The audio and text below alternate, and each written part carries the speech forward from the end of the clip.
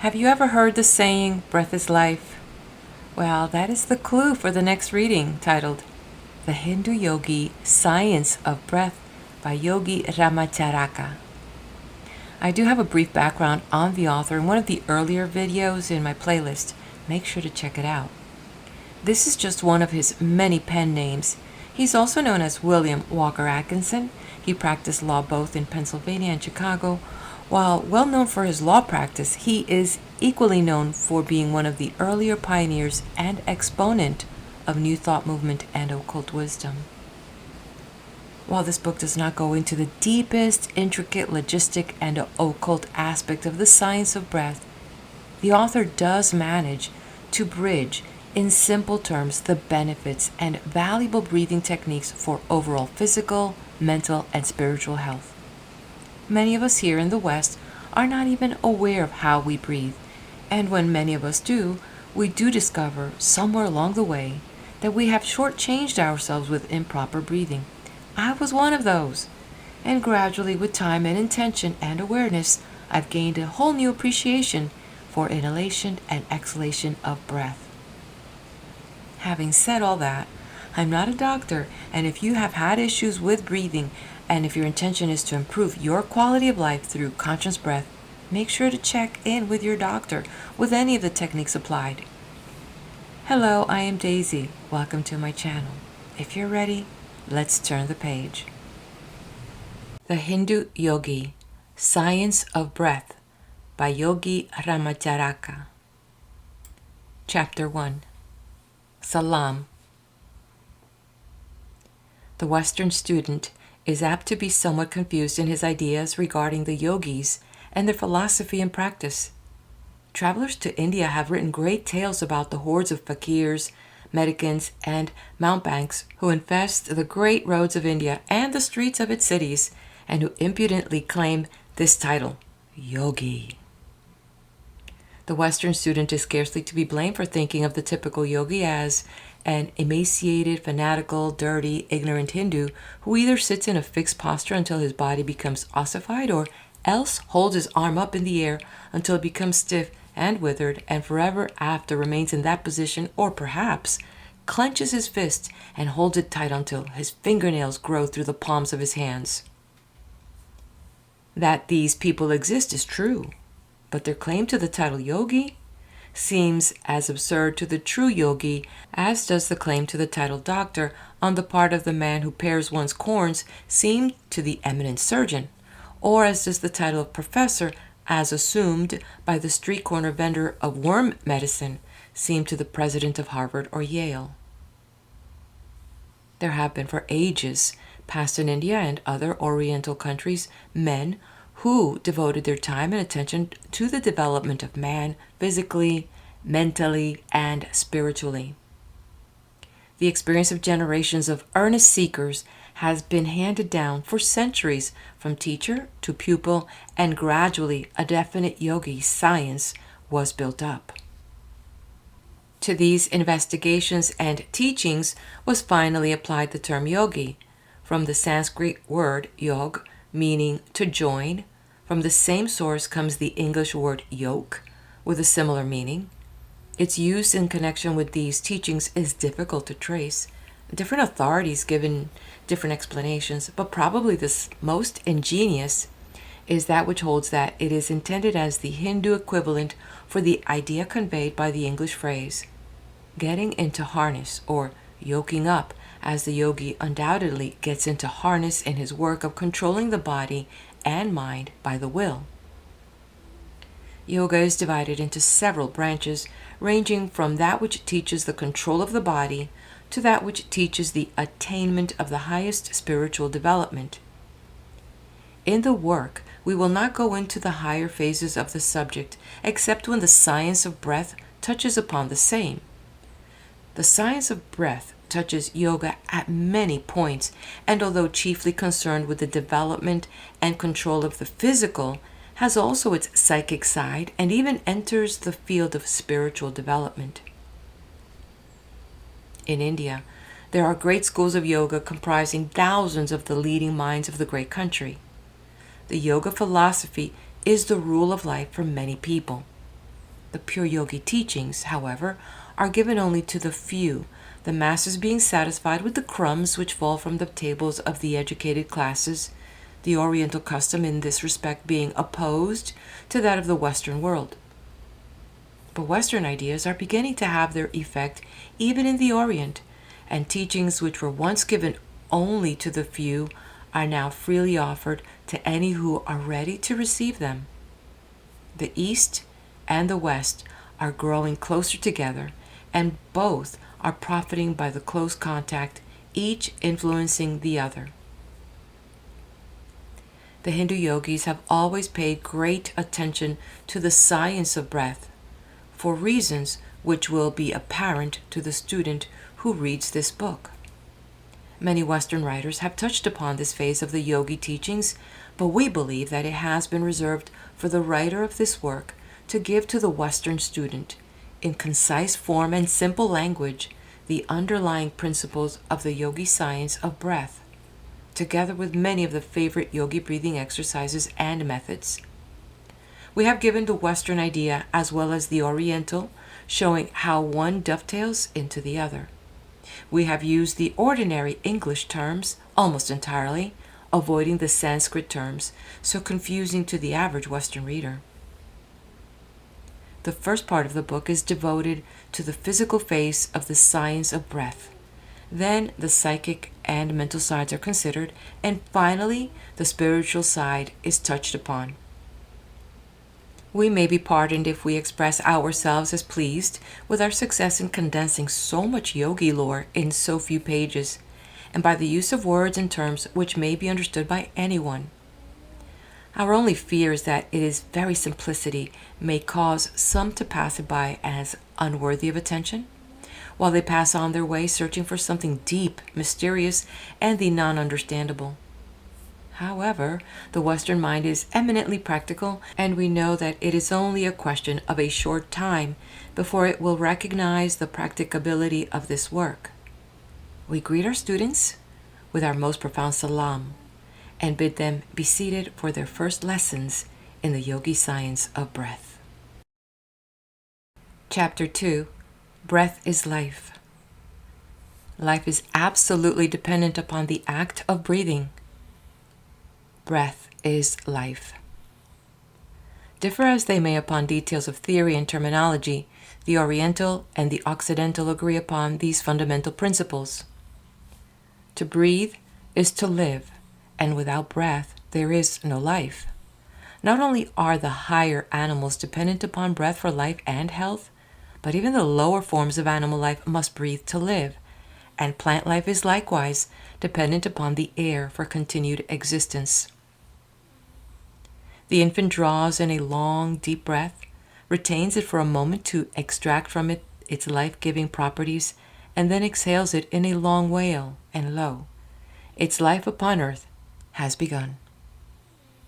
The old man gives a faint gasp, ceases to breathe, and life is over. From the first faint breath of the infant to the last gasp of the dying man, it is one long story of continued breathing. Life is but a series of breaths. Breathing may be considered the most important of all the functions of the body, for indeed all the other functions depend upon it. Man may exist some time without eating, a shorter time without drinking, but without breathing his existence may be measured by a few minutes. And not only is man dependent upon breath for life, but he is largely dependent upon correct habits of breathing for continued vitality and freedom from disease. An intelligent control of our breathing power will lengthen our days upon the earth by giving us increased vitality and powers of resistance, and, on the other hand, unintelligent and careless breathing will tend to shorten our days by decreasing our vitality and laying us open to disease. Man in his normal state had no need of instruction in breathing.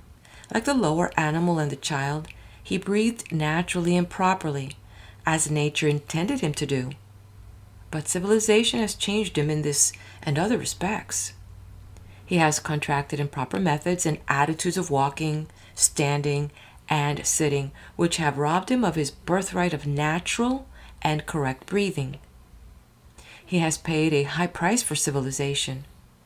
The savage today breathes naturally unless he has been contaminated by the habits of civilized man.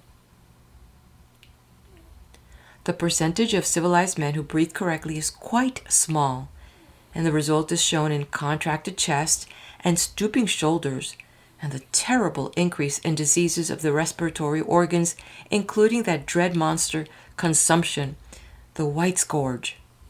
Eminent authorities have stated that one generation of correct breathers would regenerate the race, and disease would be so rare as to be looked out upon as curiosity. Whether looked at from the standpoint of the Oriental or Occidental, the connection between correct breathing and health is readily seen and explained. The Occidental teachings show that the physical health depends very materially upon correct breathing.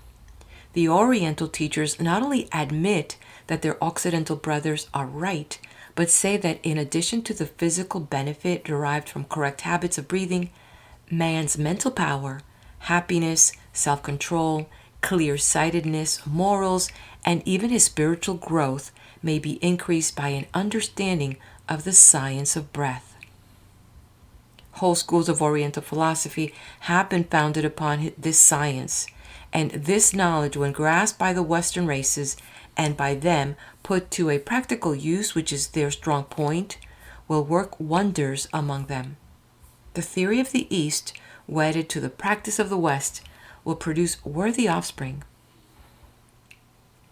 While schools of Oriental philosophy have been founded upon this science, and this knowledge, when grasped by the Western races and by them put to the practical use, which is their strong point, will work wonders among them. The theory of the East, wedded to the practice of the West, will produce worthy offspring. This work will take up the yogi science of breath, which includes not only all that is known to the Western physiologist and hygienist, but the occult side of the subject as well.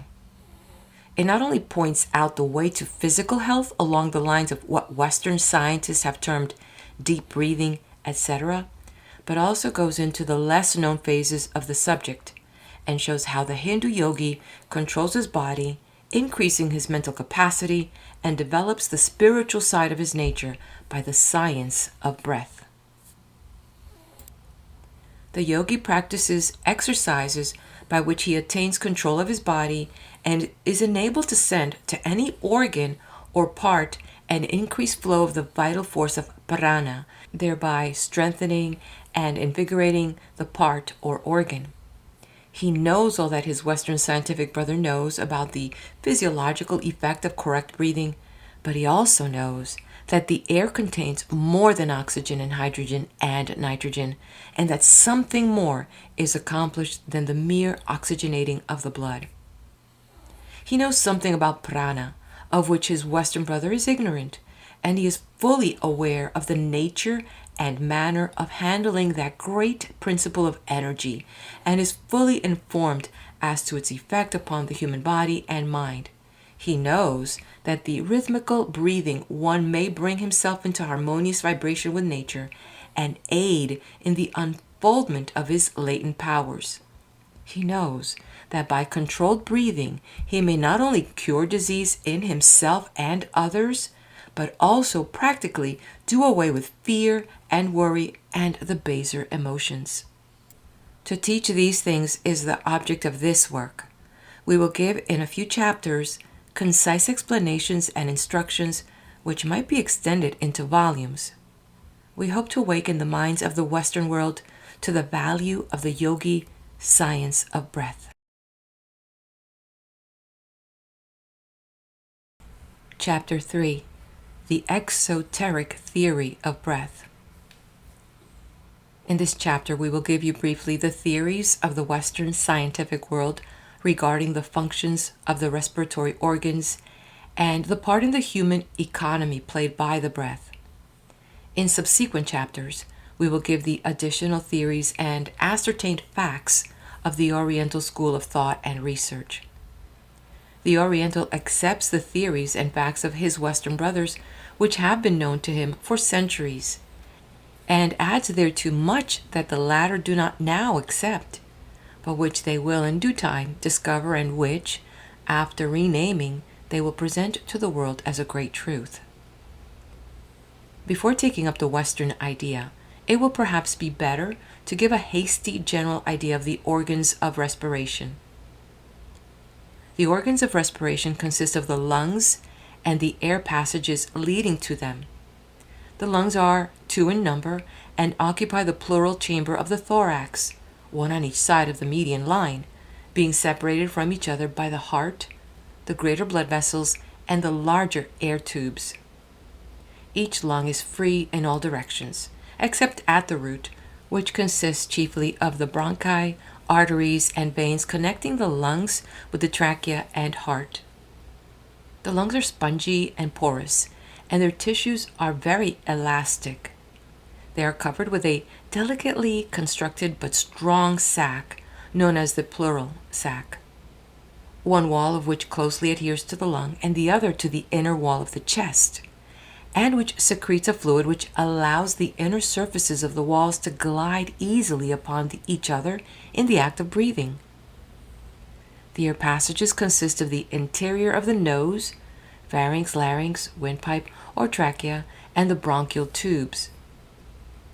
When we breathe, we draw in the air through the nose, in which it is warmed by contact with the mucous membrane, which is richly supplied with blood, and after it has passed through the pharynx and larynx, it passes into the trachea or windpipe, which subdivides into numerous tubes called the bronchial tubes, bronchia, which in turn subdivide into and terminate in minute subdivisions in the small air spaces in the lungs, of which the lungs contain millions.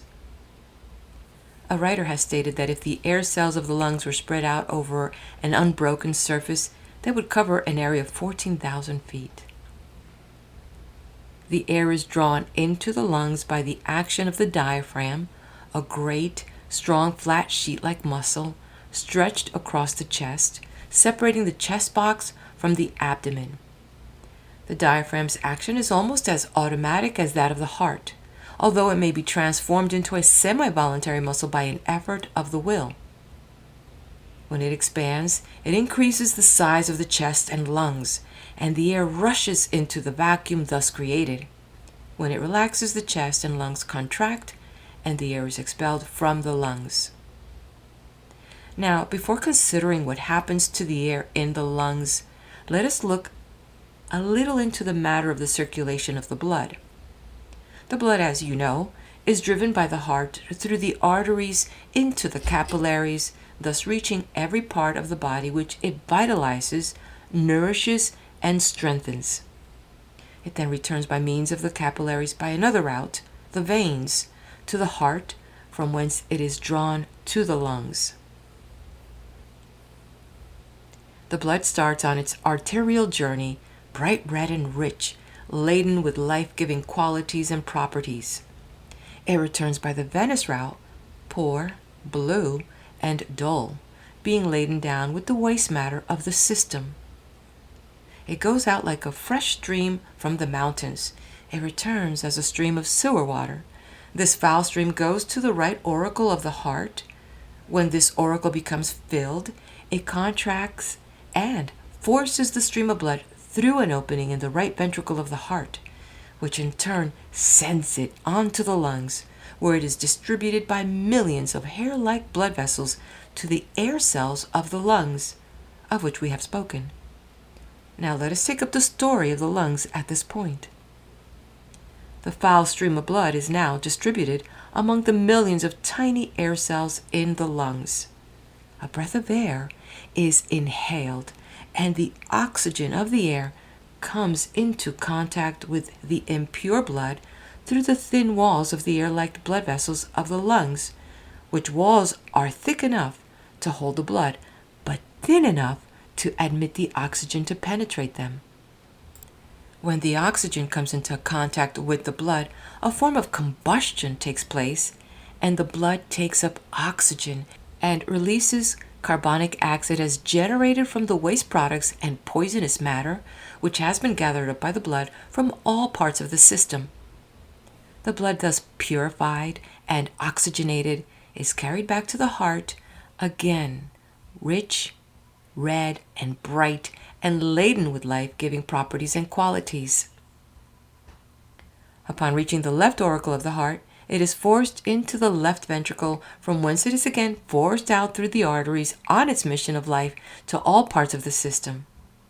It is estimated that in a single day of 24 hours, 35,000 pints of blood traverse the capillaries of the lungs, the blood corpuscles passing in single file and being exposed to the oxygen of the air on both of their surfaces. When one considers the minute details of the process alluded to, he is lost in wonder and admiration of nature's infinite care and intelligence. It will be seen that unless fresh air in sufficient quantities reaches the lungs, the foul stream of venous blood cannot be purified, and consequently not only is the body thus robbed of nourishment, but the waste products which should have been destroyed are returned to the circulation and poison the system, and death ensues. Impure air acts in the same way, only in a lessened degree. It will also be seen that if one does not breathe in a sufficient quantity of air, the work of the blood cannot go on properly, and the result is that the body is insufficiently nourished and disease ensues, or a state of imperfect health is experienced. The blood of one who breathes improperly is, of course, of a bluish, dark color, lacking in the rich redness of pure arterial blood. This often shows itself in a poor complexion. Proper breathing and a consequent good circulation results in a clear, bright complexion. A little reflection will show the vital importance of correct breathing. If the blood is not fully purified by the regenerative process of the lungs, it returns to the arteries in an abnormal state, insufficiently purified and imperfectly cleansed of the impurities which it took up on its return journey. These impurities, if returned to the system, will certainly manifest in some form of disease, either in a form of blood disease or some disease resulting from impaired functioning of some insufficiently nourished organ or tissue. The blood, when properly exposed to the air in the lungs, not only has its impurities consumed and parts with its noxious carbonic acid gas, but it also takes up and absorbs a certain quantity of oxygen which it carries to all parts of the body where it is needed in order that nature may perform her processes properly. When the oxygen comes in contact with the blood, it unites with the hemoglobin of the blood and is carried to every cell, tissue, muscle, and organ, which it invigorates and strengthens, replacing the worn-out cells and tissue by new materials which nature converts to her use. Arterial blood, properly exposed to the air, contains about 25% of free oxygen. Not only is every part vitalized by the oxygen, but the act of digestion depends materially upon a certain amount of oxygenation of the food, and this can be accomplished only by the oxygen in the blood coming in contact with the food and producing a certain form of combustion. It is therefore necessary that a proper supply of oxygen be taken through the lungs. This accounts for the fact that weak lungs and poor digestion are so often found together.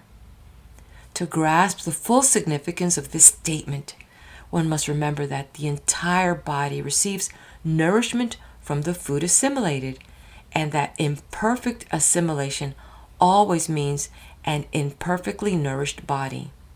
Even the lungs themselves depend upon the same source for nourishment, and if through imperfect breathing the assimilation becomes imperfect, and the lungs in turn become weakened, they are rendered still less able to perform their work properly, and so in turn the body becomes further weakened. Every particle of food and drink must be oxygenated before it can yield us the proper nourishment and before the waste products of the system can be reduced to the proper condition to be eliminated from the system. Lack of sufficient oxygen means imperfect nutrition, imperfect elimination, and imperfect health. Verily, breath is life.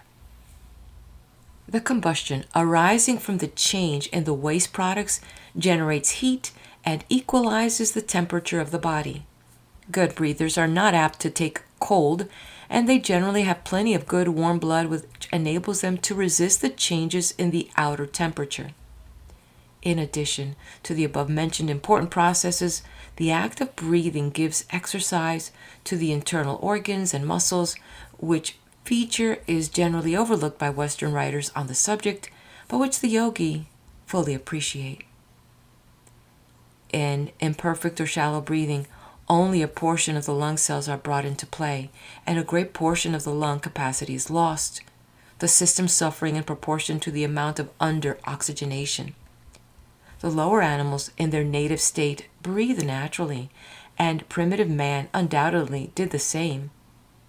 The abnormal manner of living adopted by civilized man, the shadow that follows upon civilization, has robbed us of our natural habit of breathing, and the race has greatly suffered thereby. Man's only physical salvation is to get back to nature.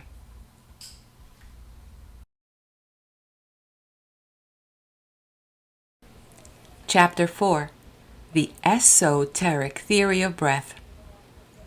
The science of breath, like many other teachings, has its esoteric or inner phase, as well as its exoteric or external. The physiological phase may be termed the outer or exoteric side of the subject, and the phase which we will now consider may be termed its esoteric or inner side. Occultists in all ages and lands have always taught, usually secretly to a few followers, that there was to be found in the air a substance or principle from which all activity, vitality, and life was derived.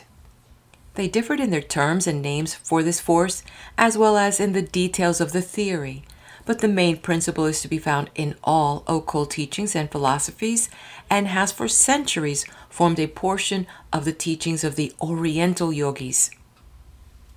In order to avoid misconceptions arising from the various theories regarding this great principle, which theories are usually attached to some name given the principle, we, in this work, will speak of the principle as prana, this word being the Sanskrit term meaning absolute energy.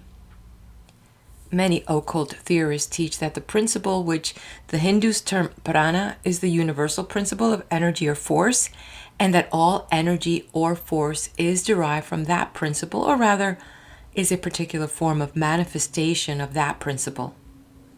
These theories do not concern us in the consideration of the subject matter of this work, and we will therefore confine ourselves to an understanding of prana as the principle of energy exhibited in all living things, which distinguishes them from a lifeless thing. We may consider it as the active principle of life, vital force, if you please. It is found in all forms of life, from the amoeba to man, from the most elementary form of plant life to the highest form of animal life. Prana is pervading. It is found in all things having life, and as the occult philosophy teaches that life is in all things, in every atom, the apparent lifelessness of some things being only a lesser degree of manifestation, we may understand their teachings that prana is everywhere, in everything. Prana must not be confounded with the ego, that bit of divine spirit in every soul, around which clusters matter and energy. Prana is merely a form of energy used by the ego in its material manifestation. When the ego leaves the body, the prana, being no longer under its control, corresponds only to the orders of the individual atoms, or groups of atoms forming the body, and as the body disintegrates and is revolved to its original elements, each atom takes with it sufficient prana to enable it to form new combinations, the unused prana returning to the great universal storehouse from which it came. With the ego in control, cohesion exists and the atoms are held together by the will of the ego. Prana is the name by which we designate a universal principle, which principle is the essence of all motion, force, or energy, whether manifested in gravitation, electricity, the revolution of the planets, and all forms of life, from the highest to the lowest. It may be called the soul of force and energy in all their forms, and that principle which, operating in a certain way, causes that form of activity which it accompanies life. This great principle is in all forms of matter, and yet it is not matter. It is in the air, but it is not the air, nor one of its chemical constituents. Animal and plant life breathe it in with the air, and yet if the air contained it not, they would die, even though they might be filled with air. It is taken up by the system along with the oxygen, and yet it is not the oxygen. The Hebrew writer of the book Genesis knew the difference between the atmospheric air and the mysterious and potent principle contained within it. He speaks of Neshama Ruach Shaim, which translated means the breath of the spirit of life. In the Hebrew, Neshama means the ordinary breath of atmospheric air, and Shayim means life or lives, while the word Ruach means the spirit of life, which occultists claim is the same principle which we speak as prana. Prana is the atmospheric air, but it is also elsewhere, and it penetrates where the air cannot reach. The oxygen in the air plays an important part in sustaining animal life, and the carbon plays a similar part with plant life. But prana has its own distinct part to play in the manifestation of life, aside from the physiological functions. We are constantly inhaling the air charged with prana, and are as constantly extracting the latter from the air and appropriating it to our uses. Prana is found in its freest state in the atmospheric air, which when fresh is fairly charged with it, and we draw it to us more easily from the air than from any other source.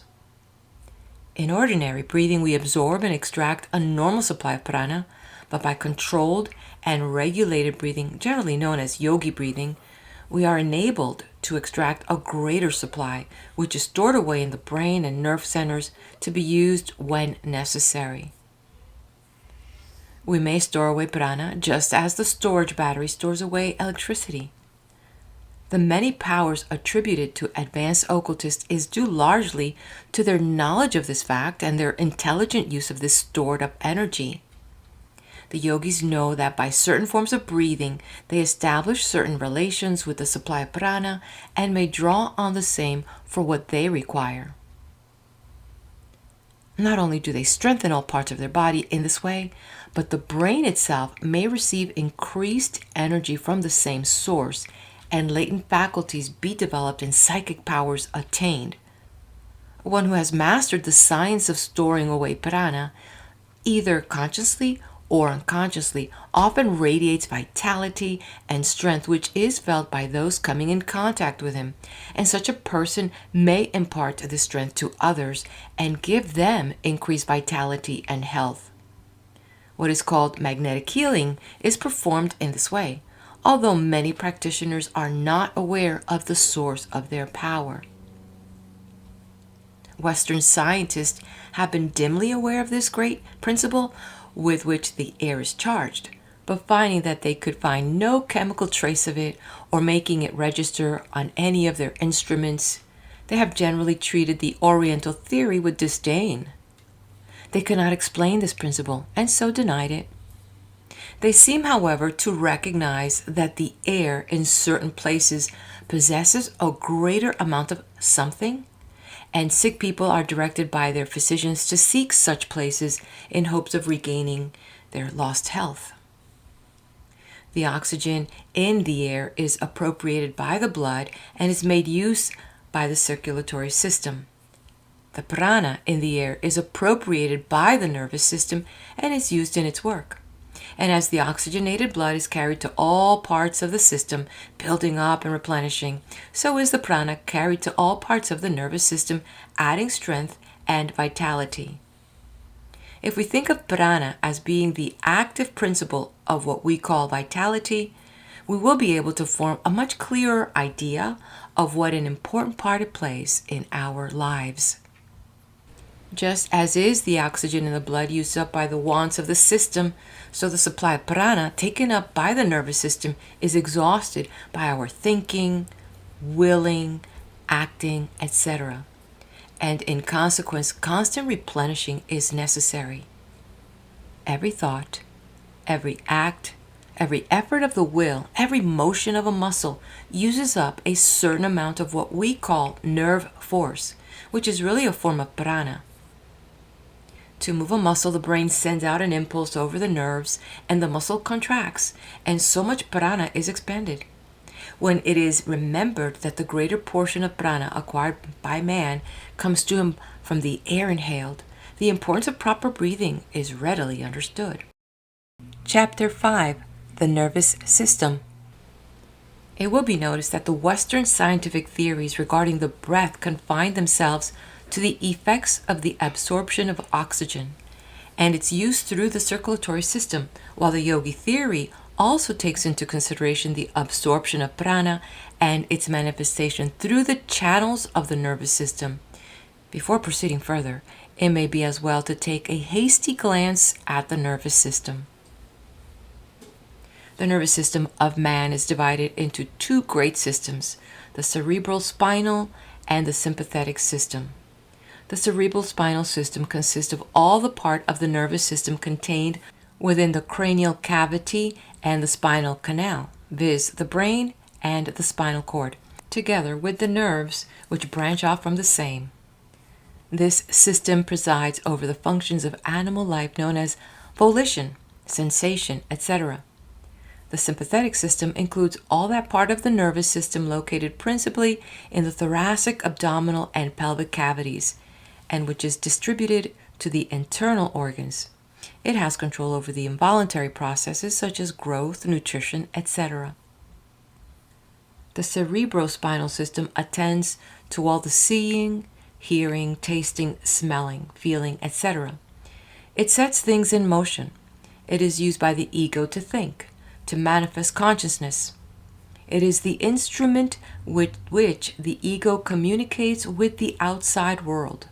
This system may be likened to a telephone system, with the brain as the central office and the spinal column and nerves as cable and wires respectively. The brain is a great mass of nerve tissue and consists of three parts, viz. The cerebrum, or brain proper, which occupies the up front, middle, and back portion of the skull, the cerebellum, or little brain, which fills the lower and back portion of the skull, and the medulla oblongata, which is the broadened commencement of the spinal cord lying before and in front of the cerebellum. The cerebrum is the organ of that part of the mind which manifests itself in intellectual action. The cerebellum regulates the movements of the voluntary muscles. The medulla oblongata is the upper enlarged end of the spinal cord, and from it and the cerebrum branch forth the cranial nerves, which reach to various parts of the head, to the organs of special sense, and to some of the thoracic and abdominal organs, and to the organs of respiration. The spinal cord or spinal marrow fills the spinal canal in the vertebral column or backbone. It is a long mass of nerve tissue branching off at the several vertebrae to nerves communicating with all parts of the body. The spinal cord is like a large telephone cable, and the emerging nerves are like the private wires connecting therewith. The sympathetic nervous system consists of a double chain of ganglia on the side of the spinal column and scattered ganglia in the head, neck, chest, and abdomen. A ganglion is a mass of nervous matter, including nerve cells. These ganglia are connected with each other by filaments and are also connected with the cerebrospinal system by motor and sensory nerves. From these ganglia, numerous fibers branch out to the organs of the body, blood vessels, etc. At various points, the nerves meet together and form what are known as plexuses. The sympathetic system practically controls the involuntary processes such as circulation, respiration, and digestion. The power or force transmitted from the brain to all parts of the body by means of the nerves is known to Western science as nerve force, although the yogi knows it to be a manifestation of prana. In character and rapidity, it resembles the electric current. It will be seen that without this nerve force, the heart cannot beat, the blood cannot circulate, the lungs cannot breathe, the various organs cannot function. In fact, the machinery of the body comes to a stop without it. Nay, more, even the brain cannot think without prana being present.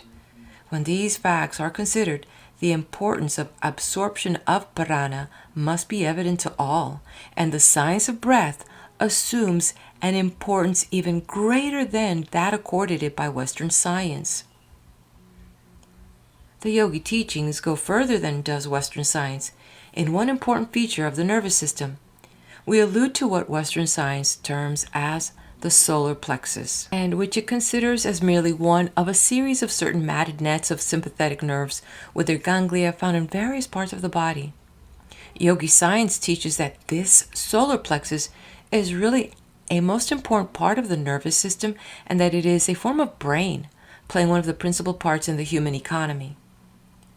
Western science seems to be moving gradually towards a recognition of this fact, which has been known to the yogis of the East for centuries, and some recent Western writers have termed the solar plexus the abdominal brain. The solar plexus is situated in the epigastric region, just back of the pit of the stomach, on either side of the spinal column.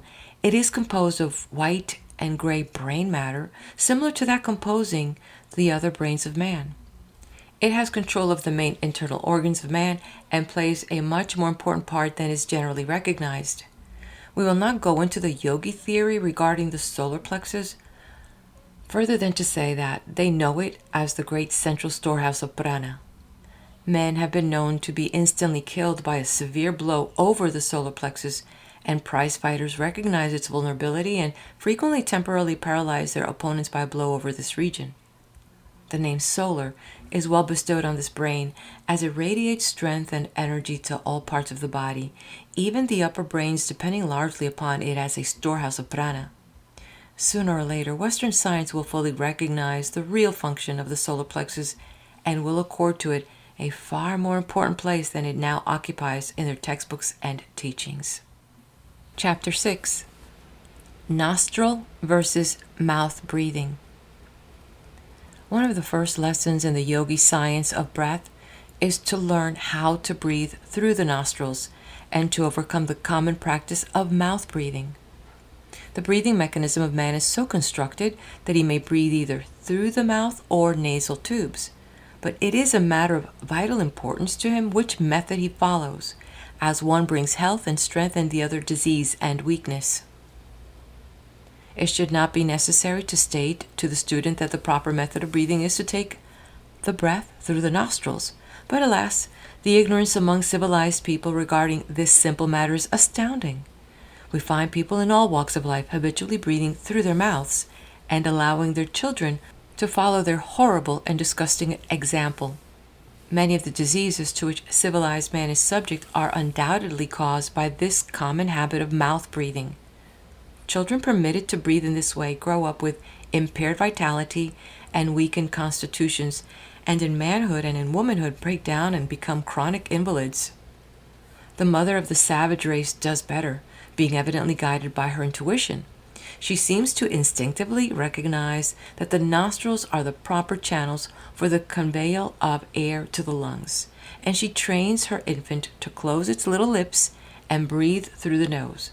She tips its head forward when it is asleep, which attitude closes the lips and makes nostril breathing imperative. If our civilized mothers were to adopt the same plan, it would work a great good for the race.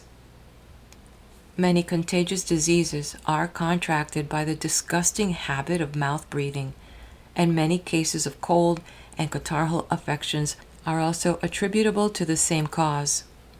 Many persons who, for the sake of appearances, keep their mouth closed during the day, persist in mouth breathing at night and often contract diseases in this way.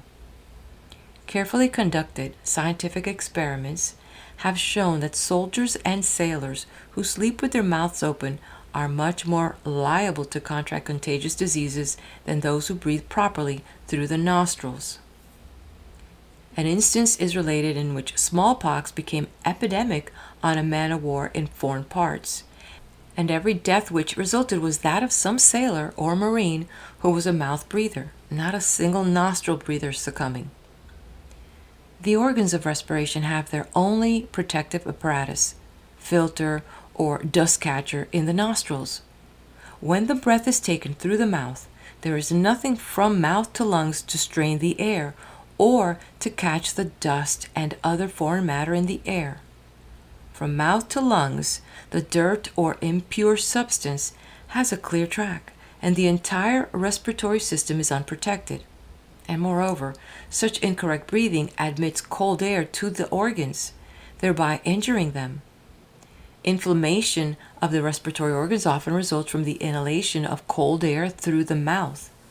The man who breathes through the mouth at night always awakens with a parched feeling in the mouth and a dryness in the throat.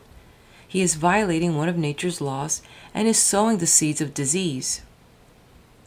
Once more, remember that the mouth affords no protection to the respiratory organs, and cold air, dust, and impurities and germs readily enter by that door. On the other hand, the nostrils and nasal passages show evidence of the careful design of nature in this respect. The nostrils are two narrow, tortuous channels containing numerous bristly hairs which serve the purpose of a filter or sieve to strain the air of its impurities, etc., which are expelled when the breath is exhaled. Not only do the nostrils serve this important purpose, but they also perform an important function in warming the air inhaled. The long, narrow, winding nostrils are filled with warm mucous membrane, which, coming in contact with the inhaled air, warms it so that it can do no damage to the delicate organs of the throat or to the lungs. No animal, excepting man, sleeps with the mouth open or breathes through the mouth, and in fact it is believed that it is only civilized man who so perverts nature's functions, as the savage and barbarian races almost invariably breathe correctly.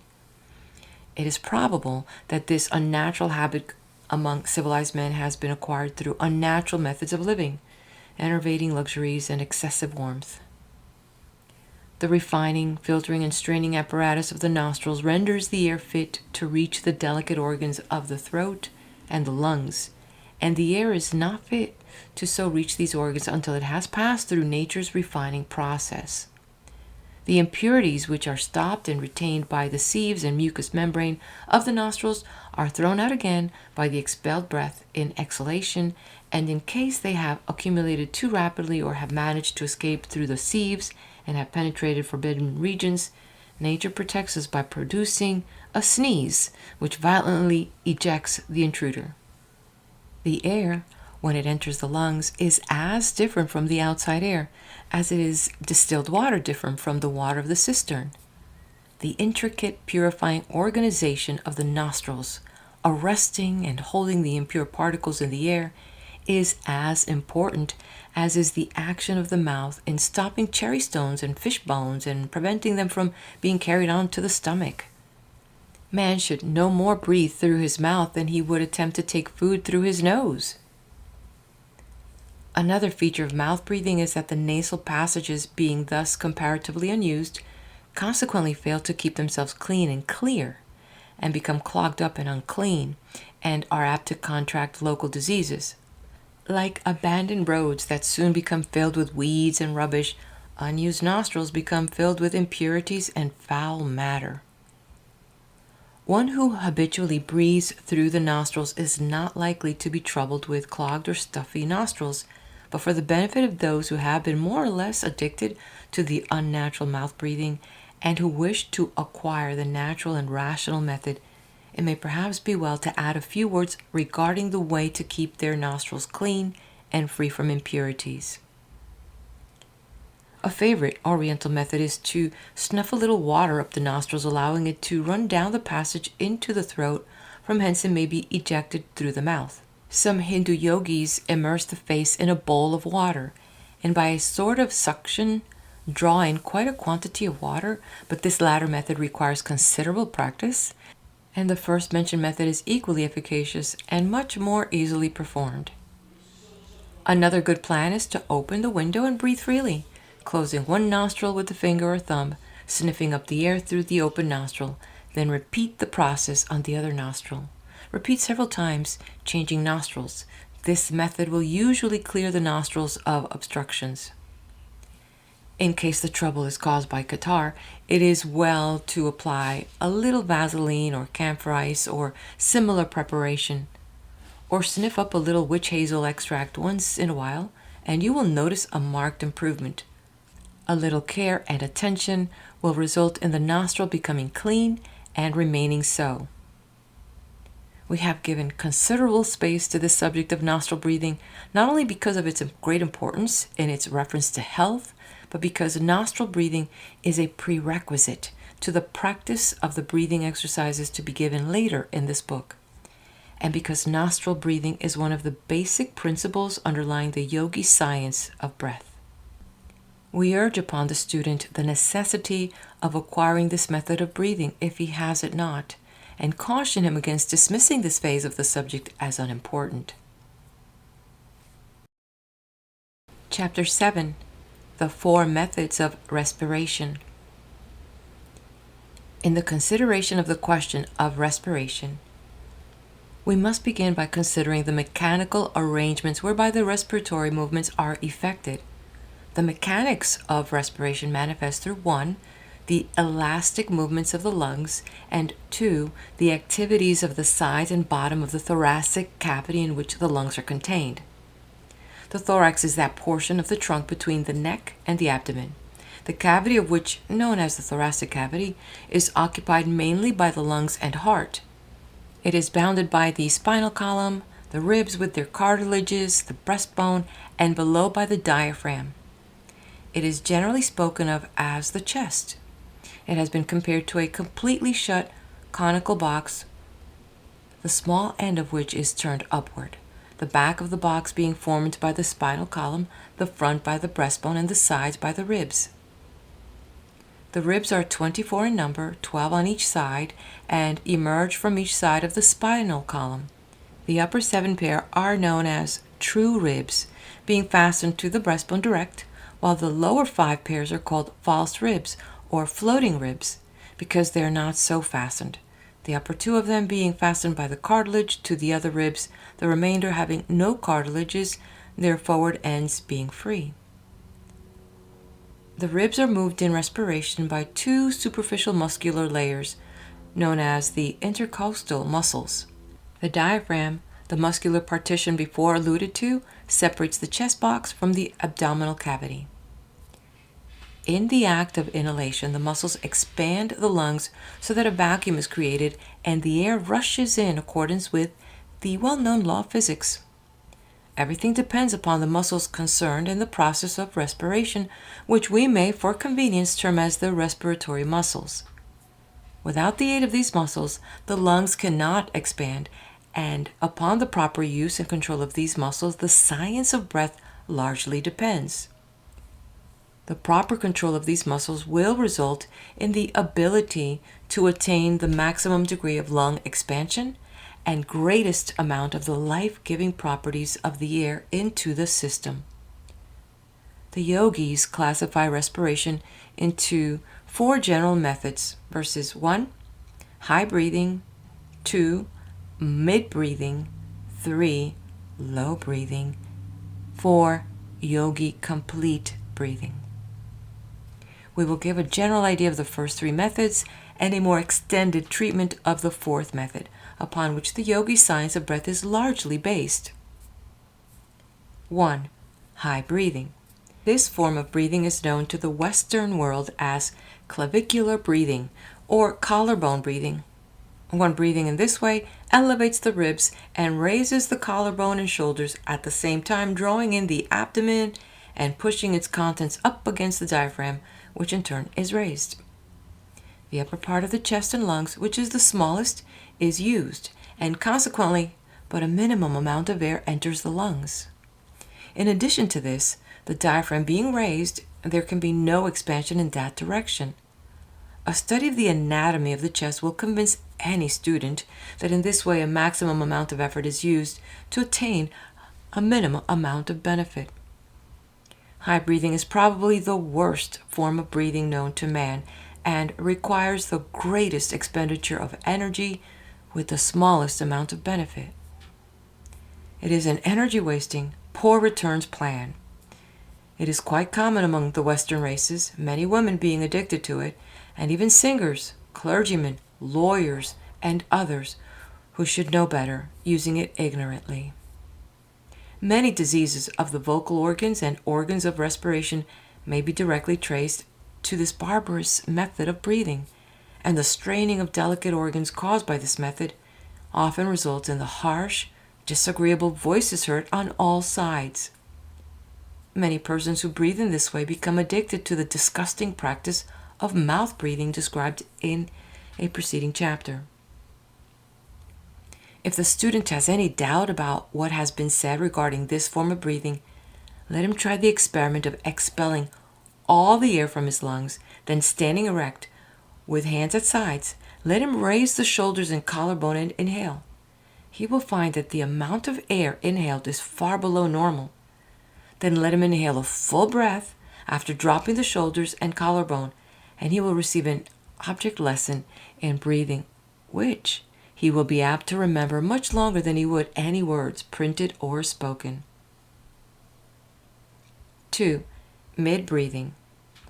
This method of respiration is known to Western students as rib breathing or intercostal breathing, and while less objectionable than high breathing, is far inferior to either low breathing or to the yogi complete breath. In mid-breathing, the diaphragm is pushed upward and the abdomen drawn in. The ribs are raised somewhat and the chest is partially expanded. It is quite common among men who have made no study of the subject, as there are two better methods known. We give it only passing notice, and that principally to call your attention to its shortcomings. 3. Low breathing. This form of respiration is far better than either of the two preceding forms, and of recent years many Western writers have extolled its merits and have exploited it under the names of abdominal breathing, deep breathing, diaphragmic breathing, etc., etc., and much good has been accomplished by the attention of the public having been directed to the subject, and many having been induced to substitute it for the inferior and injurious methods above alluded to. Many systems of breathing have been built around low breathing, and students have paid high prices to learn the new systems. But as we have said, much good has resulted, and after all, the students who paid high prices to learn revamped old systems undoubtedly got their money's worth if they were induced to discard the old methods of high breathing and low breathing. Although many Western authorities write and speak of this method as the best known form of breathing, the yogis know it to be but a part of a system which they have used for centuries and which they know as the complete breath. It must be admitted, however, that one must be acquainted with the principles of low breathing before he can grasp the idea of complete breathing. Let us again consider the diaphragm. What is it? We have seen that it is the great partition muscle which separates the chest and its contents from the abdomen and its contents. When at rest, it presents a concave surface to the abdomen. That is, the diaphragm is viewed from the abdomen would seem like the sky as viewed from the earth, the interior of an arched surface. Consequently, the side of the diaphragm toward the chest organs is like a protruding rounded surface like a hill. When the diaphragm is brought into use, the hill formation is lowered and the diaphragm presses upon the abdominal organs and forces out the abdomen. In low breathing, the lungs are given freer play than in the methods already mentioned, and consequently more air is inhaled. This fact has led the majority of Western writers to speak and write of low breathing, which they call abdominal breathing, as the highest and best method known to science. But the Oriental yogi has long known of a better method, and some few Western writers have also recognized this fact. The trouble with all methods of breathing, other than yogi complete breathing, is that in none of these methods do the lungs become filled with air. At the best, only a portion of lung space is filled, even in low breathing. High breathing fills only the upper portion of the lungs. Mid breathing fills only the middle and a portion of the upper parts. Low breathing fills only the lower and middle parts.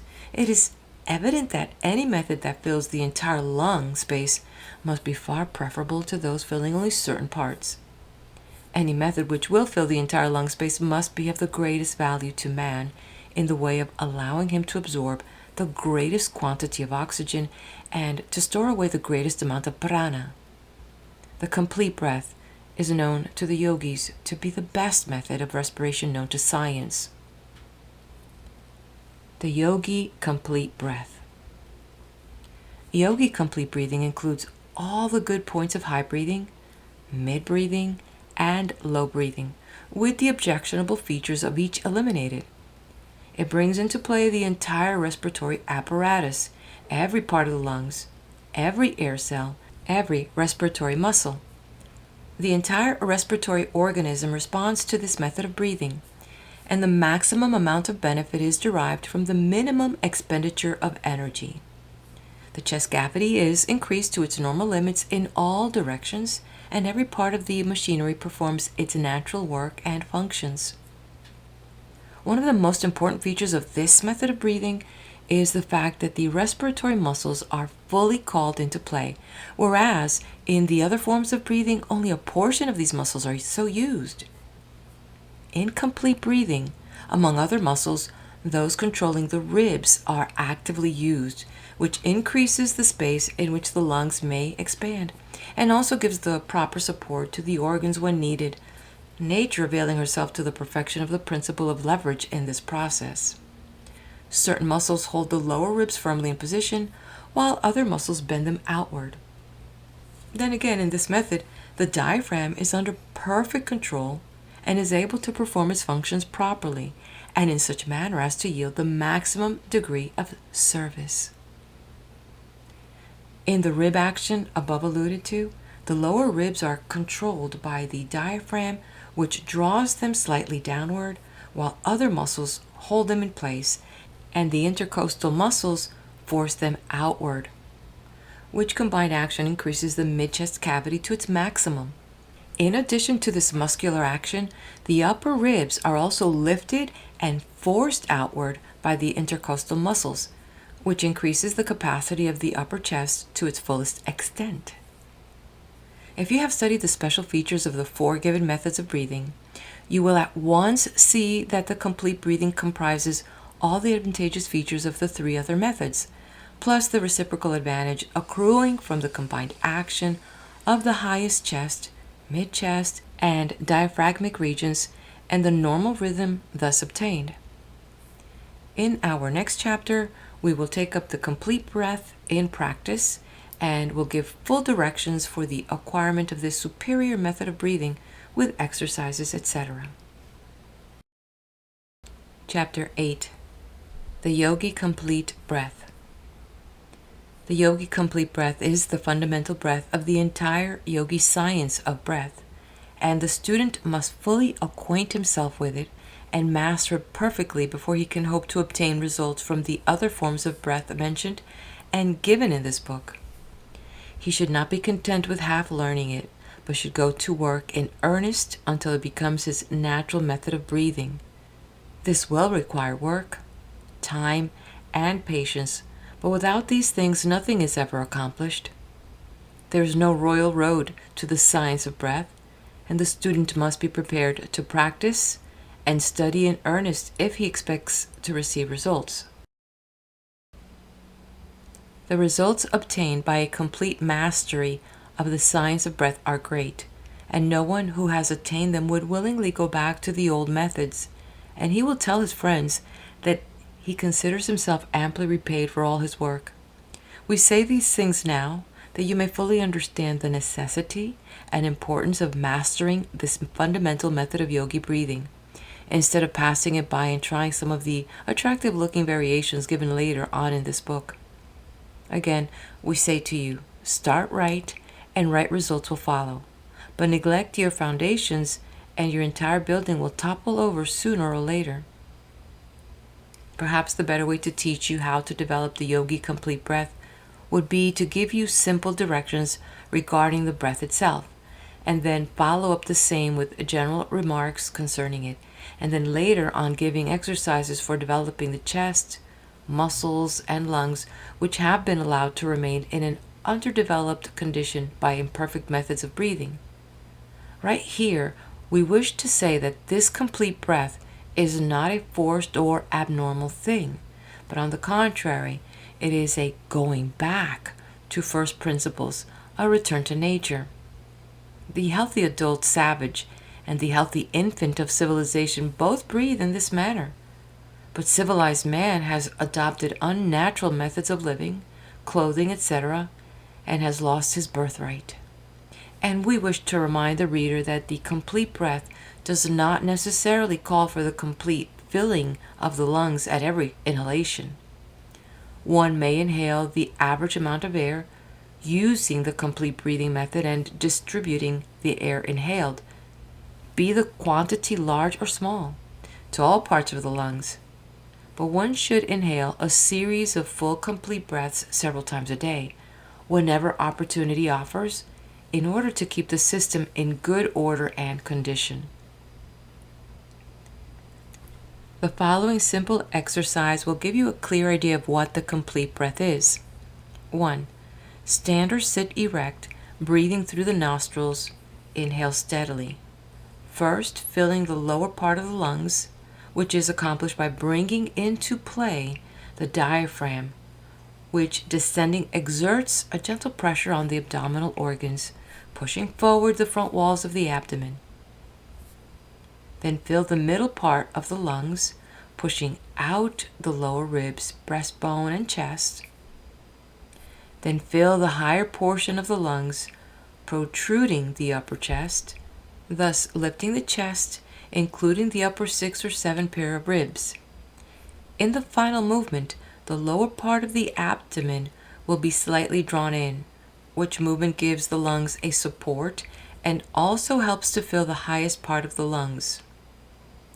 At first reading, it may appear that this breath consists of 3 distinct movements. This, however, is not the correct idea. The inhalation is continuous, the entire chest cavity from the lower diaphragm to the highest point of the chest in the region of the collarbone, being expanded with a uniform movement. Avoid a jerky series of inhalations and strive to attain a steady continuous action. Practice will soon overcome the tendency to divide the inhalation into 3 movements and will result in a uniform continuous breath. You will be able to complete the inhalation in a couple of seconds after a little practice. 2. Retain the breath a few seconds. 3. Exhale quite slowly, holding the chest in a firm position and drawing the abdomen in a little and lifting it upward slowly as the air leaves the lungs. When the air is entirely exhaled, relax the chest and abdomen. A little practice will render this part of the exercise easy, and the movement, once acquired, will be afterwards performed almost automatically. It will be seen that by this method of breathing, all parts of the respiratory apparatus is brought into action, and all parts of the lungs, including the most remote air cells, are exercised. The chest cavity is expanded in all directions. You will also notice that the complete breath is really a combination of low, mid, and high breaths, succeeding each other rapidly in the order given, in such a manner as to form one uniform, continuous, complete breath.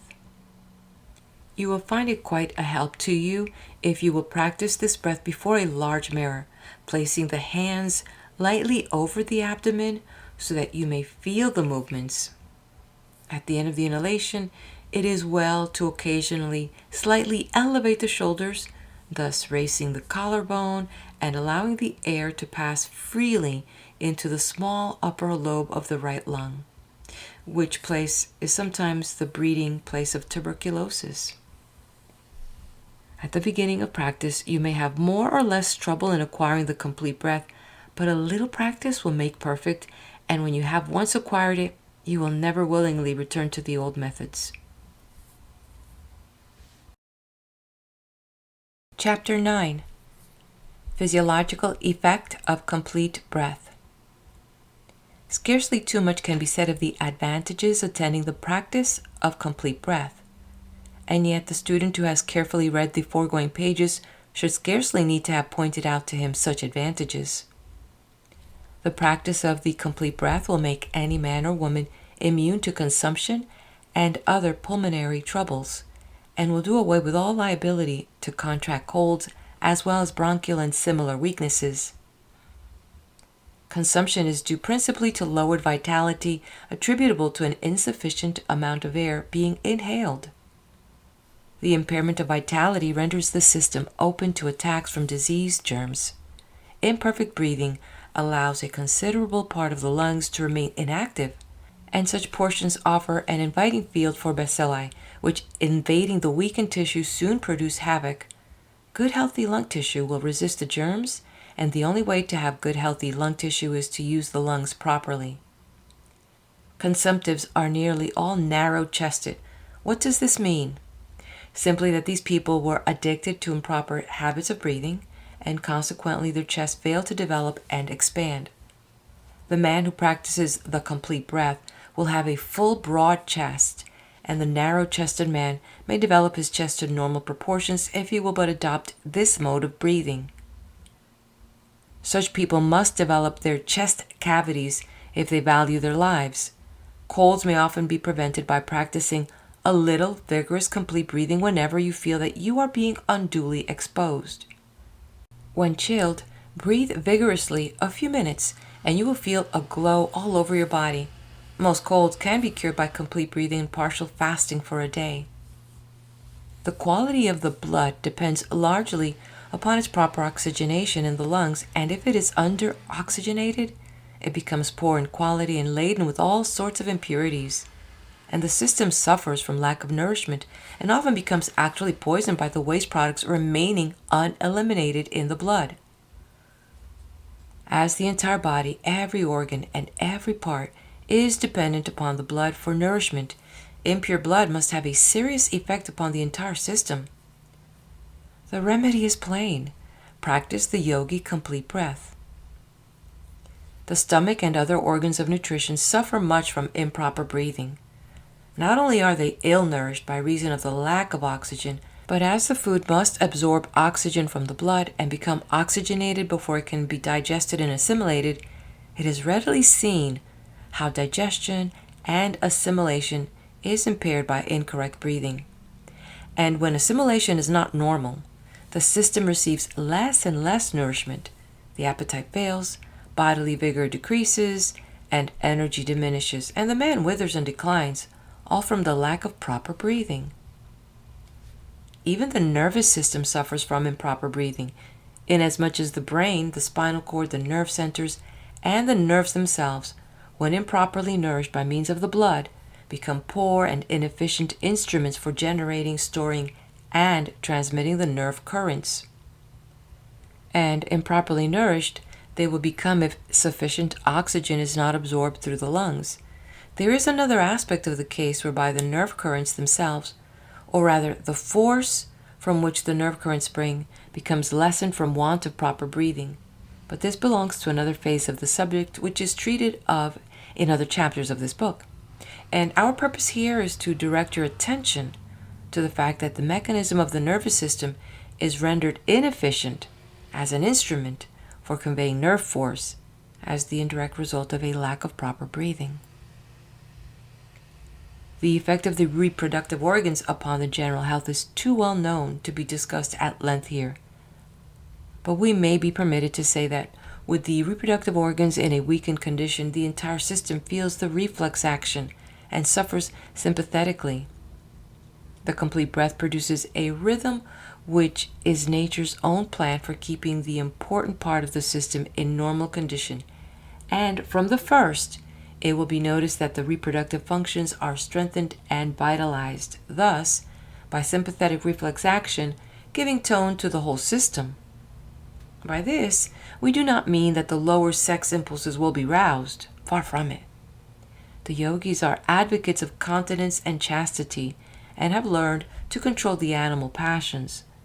But sexual control does not mean sexual weakness, and the yogi teachings are that the man or woman whose reproductive organism is normal and healthy will have a stronger will with which to control himself or herself.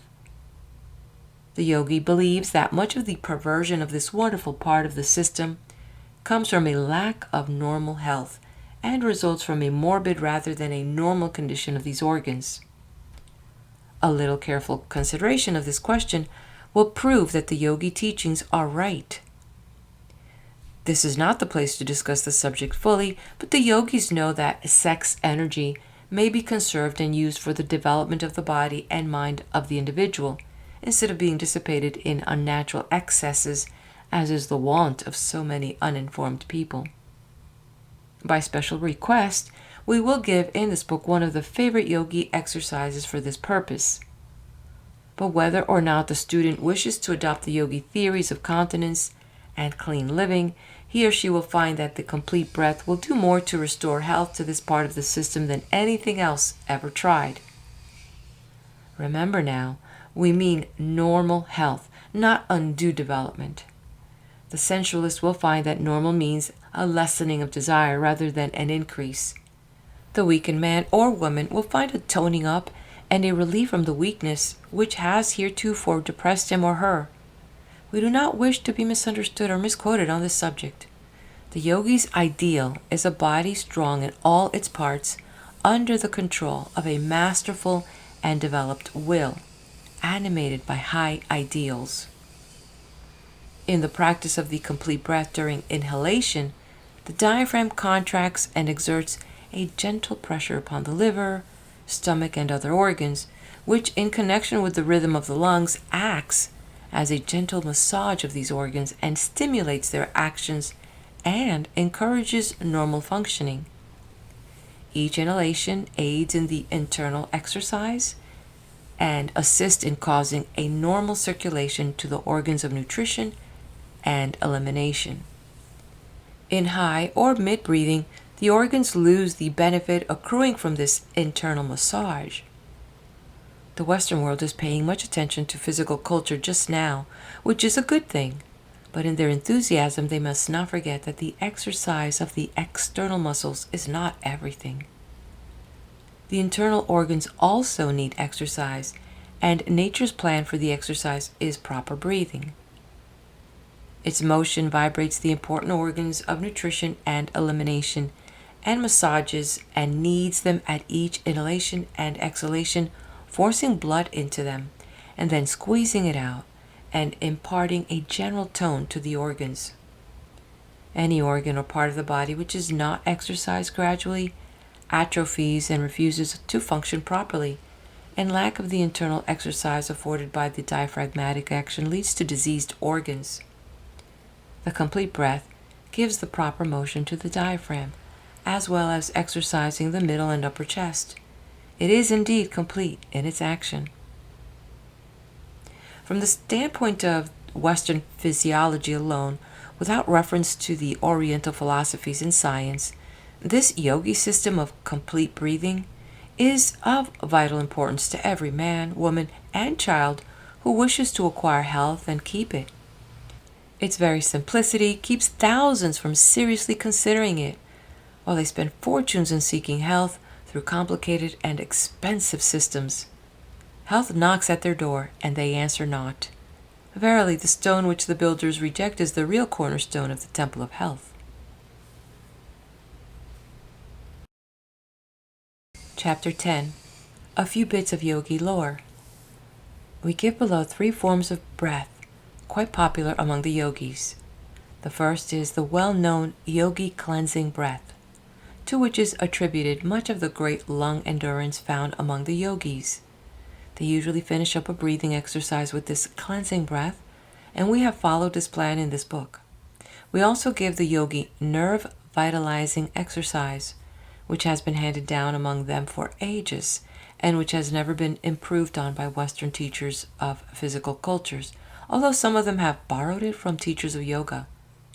We also give the yogi vocal breath, which accounts largely for the melodious, vibrant voices of the better class of the Oriental yogas. we feel that if this book contained nothing more than these 3 exercises, it would be invaluable to the Western student. Take these exercises as a gift from your Eastern brothers and put them into practice. The Yogi Cleansing Breath. The yogis have a favorite form of breathing which they practice when they feel the necessity of ventilating and cleansing the lungs. They conclude many of their other breathing exercises with this breath, and we have followed this practice in this book. This cleansing breath ventilates and cleanses the lungs, stimulates the cells, and gives a general tone to their respiratory organs and is conducive to their general healthy condition. Besides this effect, it is found to greatly refresh the entire system. Speakers, singers, etc. will find this breath especially restful after having tired the respiratory organs. 1. Inhale a complete breath. 2. Retain the air a few seconds. 3. Pucker up the lips as if for a whistle, but do not swell out the cheeks. Then exhale a little air through the opening with considerable vigor. Then stop for a moment, retaining the air, and then exhale a little more air. Repeat until the air is completely exhaled. Remember that considerable vigor is to be used in exhaling the air through the opening in the lips. This breath will be found quite refreshing when one is tired and generally used up. A trial will convince the student of its merits. This exercise should be practiced until it can be performed naturally and easily, as it is used to finish up a number of other exercises given in this book, and it should be thoroughly understood.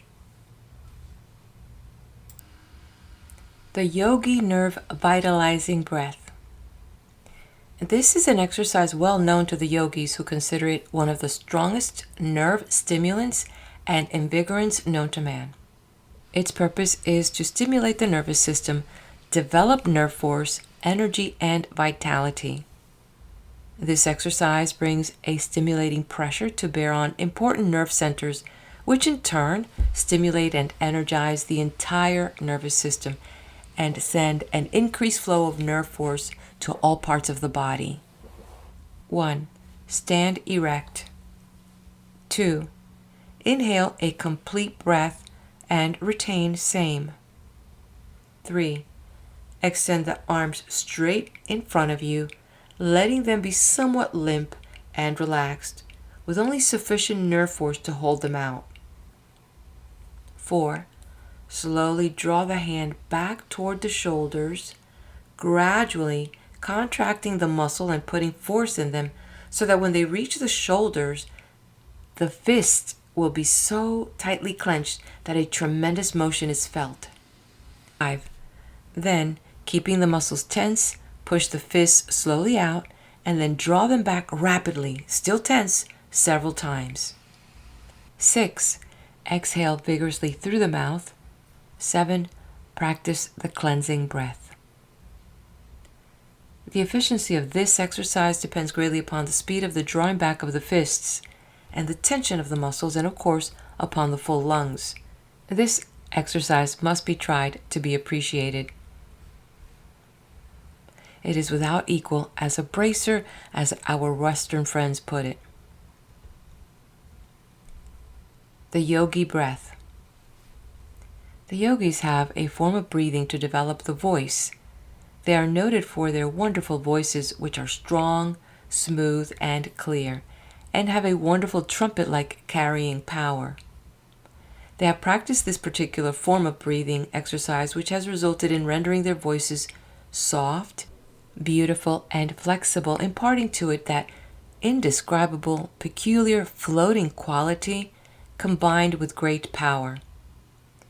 The exercise given below will in time impart the above-mentioned qualities, or the yogi voice, to the student who practices it faithfully. It is to be understood, of course, that this form of breathing is to be used only as an occasional exercise and not as a regular form of breathing. 1. inhale a complete breath very slowly, but steadily through the nostrils, taking as much time as possible in the inhalation. 2. Retain for a few seconds. 3. Expel the air vigorously in one great breath through the wide opened mouth. Rest the lungs by the cleansing breath. Without going deeply into the yogi theories of sound production in speaking and singing, we wish to say that experience has taught them that the timbre, quality, and power of a voice depends not alone upon the vocal organs in the throat, but that the facial muscles, etc., have much to do with the matter. Some men with large chests produce but a poor tone, while others with comparatively small chests produce tones of amazing strength and quality.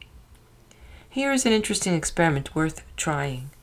Stand before a glass and pucker up your mouth and whistle, and note the shape of your mouth and the general expression of your face.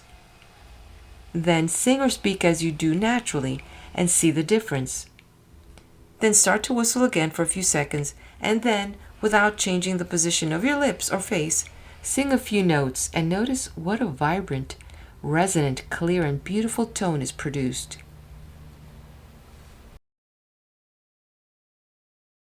Chapter 11.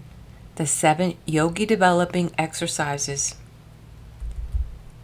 The following are the 7 favorite exercises of the yogis for developing the lungs, muscles, ligaments, air cells, etc. They're quite simple, but marvelously effective. Do not let the simplicity of these exercises make you lose interest, for they are the result of careful experiments and practice on the part of the yogis, and are the essence of numerous intricate and complicated exercises, the non-essential portions being eliminated and the essential features retained. 1. The retained breath. This is a very important exercise which tends to strengthen and develop the respiratory muscles as well as the lungs, and its frequent practice will also tend to expand the chest. The yogis have found that an occasional holding of the breath after the lungs have been filled with the complete breath is very beneficial not only to the respiratory organs, but to the organs of nutrition, the nervous system, and the blood itself. They have found that an occasional holding of the breath tends to purify the air which has remained in the lungs from former inhalations, and to more fully oxygenate the blood. They also know that the breath so retained gathers up all the waste matter, and when the breath is expelled, it carries with it the effete matter of the system and cleanses the lungs just as a purgative does the bowels. The yogis recommend this exercise for various disorders of the stomach, liver, and blood, and also find that it frequently relieves bad breath, which often arises from poorly ventilated lungs. We recommend students to pay considerable attention to this exercise as it has great merits. The following directions will give you a clear idea of the exercise. 1. Stand erect. 2. Inhale a complete breath. 3. Retain the air as long as you can comfortably. 4. Exhale vigorously through the open mouth. 5. Practice the cleansing breath. At first you will be able to retain the breath only a short time, but a little practice will also show a great improvement. Time yourself with a watch if you wish to note your progress. 2. Lung cell stimulation. This exercise is designed to stimulate the air cells in the lungs, but beginners must not overdo it, and in no case should it be indulged in too vigorously. Some may find a slight dizziness resulting from the first few trials, in which case let them walk around a little and discontinue the exercise for a while. 1. Stand erect with hands at sides. 2. Breathe in very slowly and gradually. 3. While inhaling, gently tap the chest with the fingertips, constantly changing position. 4. When the lungs are filled, retain the breath and pat the chest with the palms of the hands. 5. Practice the cleansing breath. This exercise is very bracing and stimulating to the whole body and is a well-known yogi practice. Many of the air cells of the lungs become inactive by reason of incomplete breathing and often becomes almost atrophied. One who has practiced imperfect breathing for years will find it not so easy to stimulate all these ill-used air cells into activity all at once by the complete breath, but this exercise will do much toward bringing about the desired result and is worth study and practice. 3. Rib stretching. We have explained that the ribs are fastened by cartilages, which admit of considerable expansion. In proper breathing, the ribs play an important part, and it is well to occasionally give them a little special exercise in order to preserve their elasticity. Standing or sitting in unnatural positions, to which many of these Western people are addicted, is apt to render the ribs more or less stiff and inelastic, and this exercise will do much to overcome same. 1. Stand erect. 2. Place the hands one on each side of the body, as high up under the armpits as convenient, the thumbs reaching toward the back, the palms on the side of the chest and the fingers to the front over the breast. 3. Inhale a complete breath. 4. Retain the air for a short time. 5. Then gently squeeze the sides, at the same time slowly exhaling. 6. Practice the cleansing breath. Use moderation in this exercise and do not overdo it. 4. Chest expansion. The chest is quite apt to be contracted from bending over one's work, etc. This exercise is very good for the purpose of restoring natural conditions and gaining chest expansion. 1. Stand erect. 2. Inhale a complete breath. 3. Retain the air. 4. Extend both arms forward and bring the two clenched fists together on a level with the shoulder. 5. Then swing back the fist vigorously until the arms stand out straight sideways from the shoulders. 6. Then bring back to position 4, where you extend both arms forward and bring the two clenched fists together on a level with the shoulder. And swing and back to position. 7. Repeat several times. 8. Exhale vigorously through the opened mouth. 9. Practice the cleansing breath. Use moderation and do not overdo this exercise. 5. Walking exercise. 1. Walk with head up, chin drawn slightly in shoulders back, and with measured tread. 2. Inhale a complete breath, counting mentally 1, 2, 3, 4, 5, 6, 7, 8. 1 count to each step, making the inhalation extend over the 8 counts. 3. Exhale slowly through the nostrils, counting as before. 1, 2, 3, 4, 5, 6, 7, 8. 1 count to a step. 4. Rest between breaths. Continue walking and counting. 1, 2, 3, 4, 5, 6, 7, 8. 1 count to a step. 5. Repeat until you begin to feel tired. Then rest for a while and resume at pleasure. Repeat several times a day. Some yogis vary this exercise by retaining the breath during a 1, 2, 3, 4 count and then exhale in an 8-step count.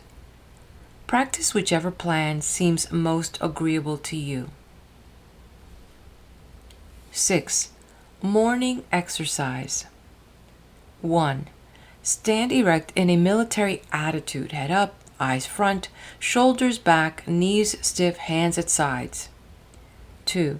Raise body slowly on toes, inhaling a complete breath, steadily and slowly.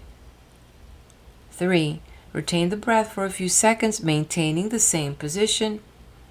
4. Slowly sink to first position, at the same time, slowly exhaling the air through the nostrils.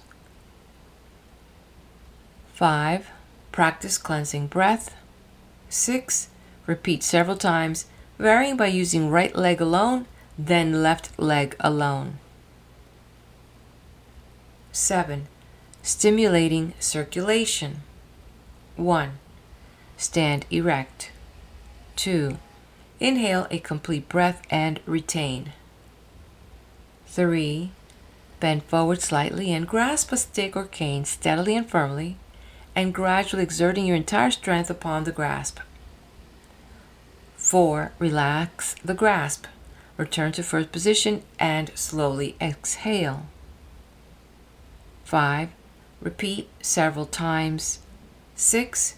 Finish with the cleansing breath. This exercise may be performed without the use of a stick or cane, by grasping an imaginary cane, using the will to exert the pressure. The exercise is a favorite yogi plan of stimulating the circulation by driving the arterial blood to the extremities and drawing back the venous blood to the heart and lungs, that it may take up the oxygen which has been inhaled with the air.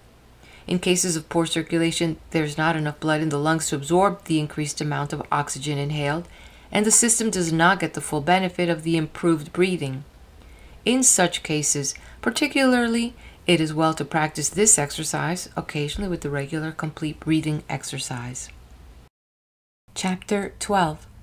7 Minor Yogi Exercises. This chapter is composed of 7 minor yogi breathing exercises bearing no special names, but each distinct and separate from the others and having a different purpose in view. Each student will find several of these exercises best adapted to the special requirements of his particular case. Although we have styled these exercises minor exercises, they're quite valuable and useful, or they would not appear in this book.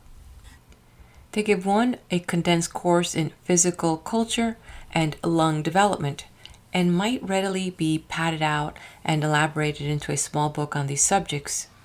They have, of course, an additional value, as yogi breathing forms a part of each exercise. Do not pass them by because they are marked minor. Some one or more of these exercises may be just what you need. Try them and decide for yourself. Exercise 1. Stand erect with hands at sides. 2. Inhale complete breath. 3. Raise the arms slowly, keeping them rigid until the hands touch over the head. 4. Retain the breath a few moments with hands overhead. 5. Lower hands slowly to sides, exhaling slowly at same time. 6. Practice cleansing breath. Exercise 2. 1. Stand erect with arms straight in front of you. 2. Inhale complete breath and retain. 3. Swing arms back as far as they will go, then to first position, then repeat several times, retaining the breath all the while. 4. Exhale vigorously through mouth. 5. Practice cleansing breath. Exercise 3. 1. Stand erect with arms straight in front of you. 2. Inhale complete breath. 3. Swing arms around in a circle, backward a few times, then reverse a few times, retaining the breath all the while. You may vary this by rotating them alternately, like the sails of a windmill. 4. Exhale the breath vigorously through mouth. 5. Practice cleansing breath. Exercise 4. Lie on the floor with your face downward and palms of hands flat upon the floor by your sides. 2. Inhale complete breath and retain. 3. Stiffen the body and raise yourself up by the strength of your arms until you rest on your hands and toes. 4. Then lower yourself to original position. Repeat several times. 5. Exhale vigorously through your mouth. 6. Practice cleansing breath. Exercise 5. 1. Stand erect with your palms against the wall. 2. Inhale complete breath and retain. 3. Lower the chest to the wall, resting your weight on your hands. 4. Then raise yourself back with the arm muscles alone, keeping the body stiff. 5. Exhale vigorously through the mouth. 6. Practice cleansing breath. Exercise 6. 1. Stand erect with arms akimbo, that is, with hands resting around the waist and elbows standing out. 2. Inhale complete breath and retain. 3. Keep legs and hips stiff and bend well forward as if bowing. At the same time, exhale slowly. 4. Return to first position and take another complete breath. 5. Then bend backward, exhaling slowly. 6. Return to first position and take a complete breath. Then bend sideways, exhaling slowly, vary by bending to right and then to left. 8. Practice cleansing breath. Exercise 7. Stand erect or sit erect with straight spinal column. 2. Inhale a complete breath, but instead of inhaling in a continuous steady stream, take a series of short, quick sniffs as if you were smelling aromatic salts or ammonia and did not wish to get too strong a whiff. Do not exhale any of these little breaths, but add to the other until the entire lung space is filled. 3. Retain for a few seconds. 4. Exhale through the nostrils in a long, restful, sighing breath. 5. Practice cleansing breath.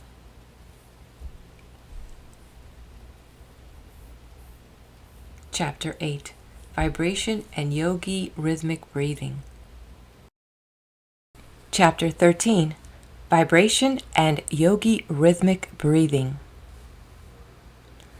All is in vibration, from the tiniest atom to the greatest sun. Everything is in a state of vibration. There is nothing in absolute rest in nature. A single atom deprived of vibration would wreck the universe. In incessant vibration, the universal work is performed. Matter is being constantly played upon by energy in countless forms and numberless varieties result. And yet, even the forms and varieties are not permanent. They begin to change the moment they are created. And from them are born innumerable forms, which in turn change and give rise to newer forms, and so on, in infinite succession. Nothing is permanent in the world of forms, and yet the great reality is unchangeable. Forms are but appearances. They come, they go, but the reality is eternal and unchangeable. The atoms of the human body are in constant vibration. Unceasing changes are occurring. In a few months, there's almost a complete change in the matter composing the body, and scarcely a single atom now composing your body will be found in it a few months hence. Vibrations, constant vibration. Change, constant change. In all vibration is to be found a certain rhythm. Rhythm pervades the universe.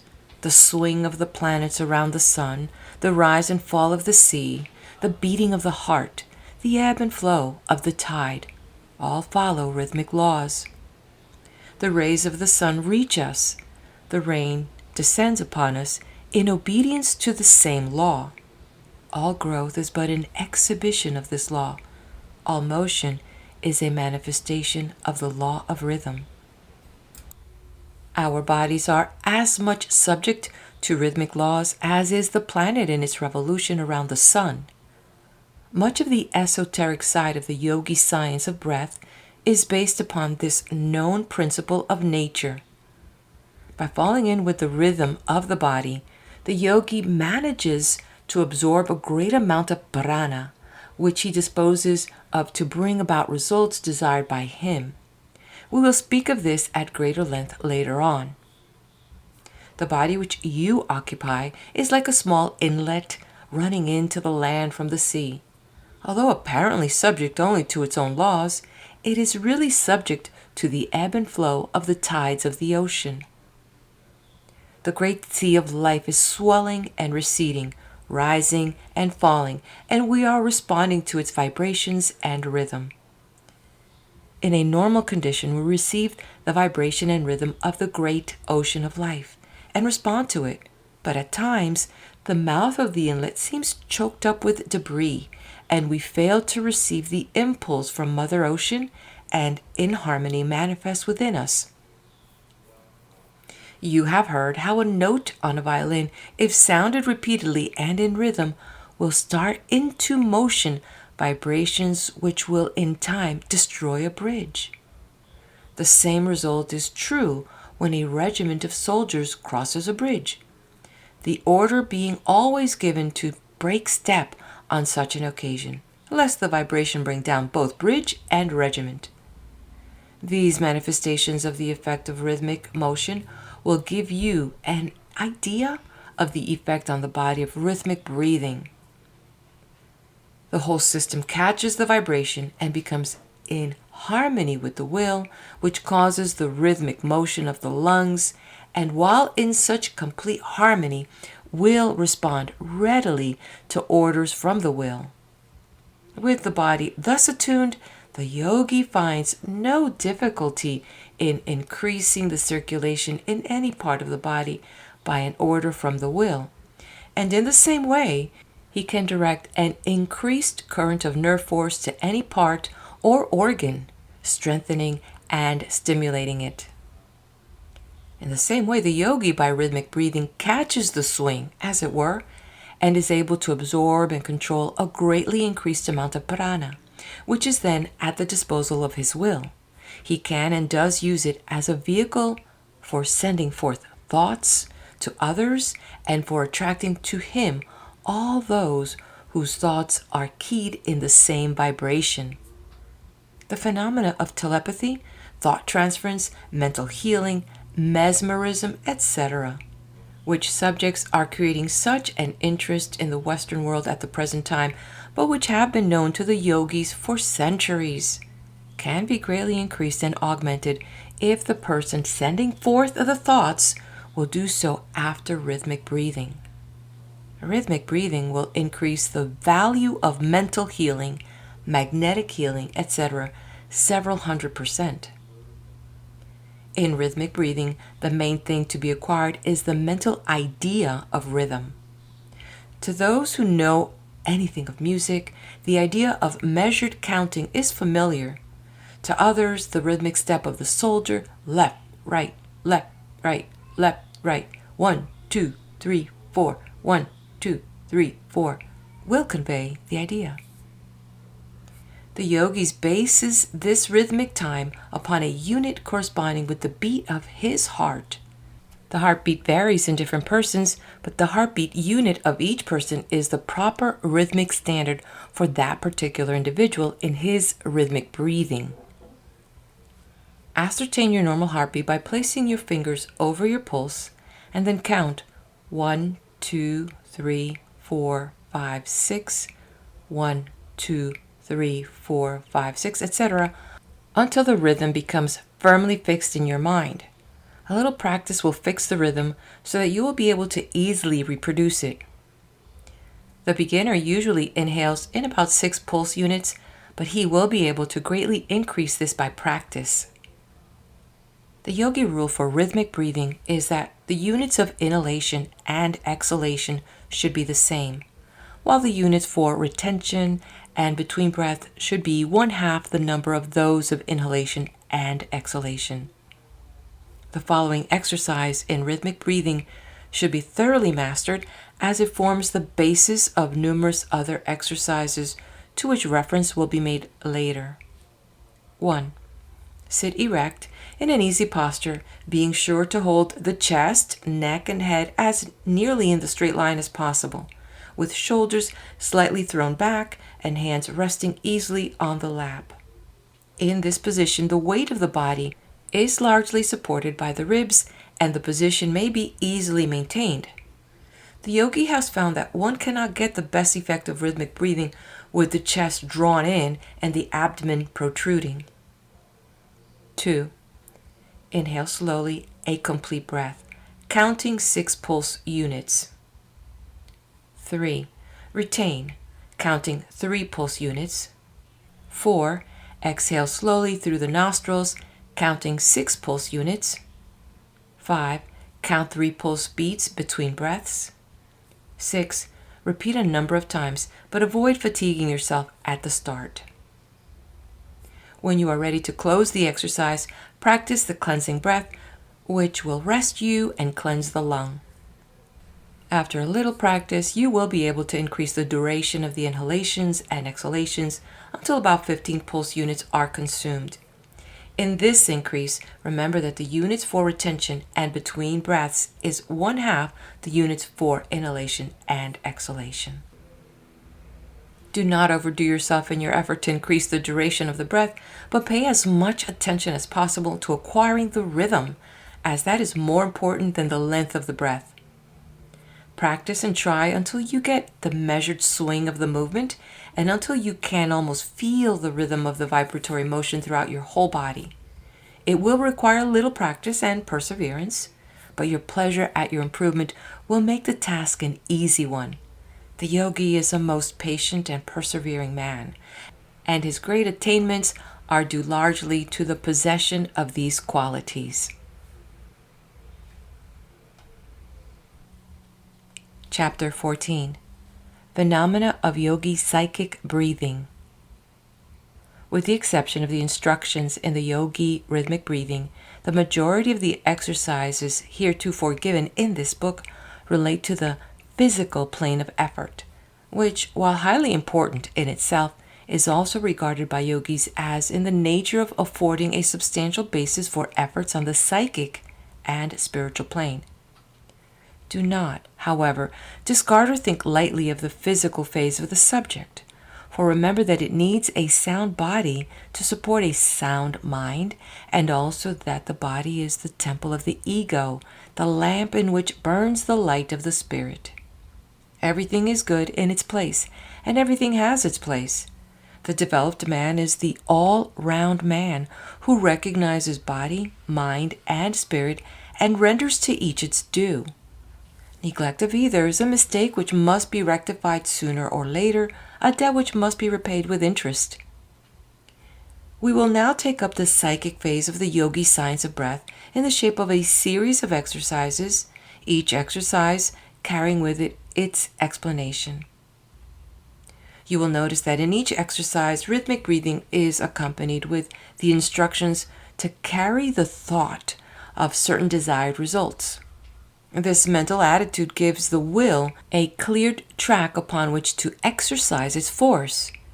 We cannot, in this work, go into the subject of the power of the will and must assume that you have some knowledge of the subject. If you have no acquaintance with the subject, you will find that the actual practice of the exercises themselves will give you a much clearer knowledge than any amount of theoretical teaching. For as the old Hindu proverb says, "He who tastes a grain of mustard seed knows more of its flavor than he who sees an elephant load of it." 1. General directions for yogi psychic breathing. The basis of all yogi psychic breathing is the yogi rhythmic breathing, instruction regarding with which we gave in our last chapter.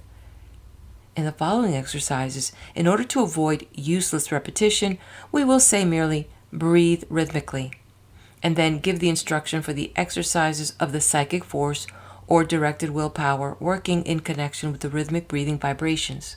After a little practice, you will find that you will not need to count after the first rhythmic breath, as the mind will grasp the idea of time and rhythm, and you will be able to breathe rhythmically at pleasure, almost automatically. This will leave the mind clear for the sending of the psychic vibrations under the direction of the will. See the following first exercise for directions in using the will. 2. prana distributing. Lying flat on the floor or bed, completely relaxed, with hands resting lightly over the solar plexus, over the pit of the stomach where the ribs begin to separate, breathe rhythmically. After the rhythm is fully established, will that each inhalation will draw in an increased supply of prana, or vital energy from the universal supply, which will be taken up by the nervous system and stored in the solar plexus.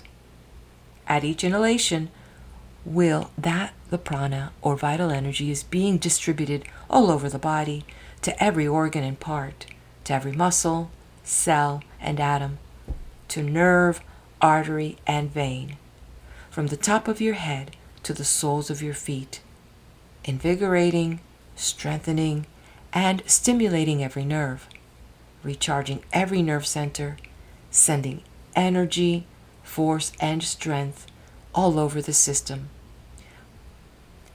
While exercising the will, try to form a mental picture of the inrushing prana coming in through the lungs and being taken up at once by the solar plexus. Then, with the exhaling effort, being sent to all parts of the system, down to the fingertips and down to the toes.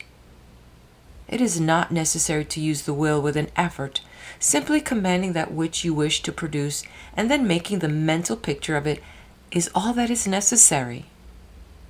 Calm command with the mental picture is far better than forcible willing, which only dissipates force needlessly.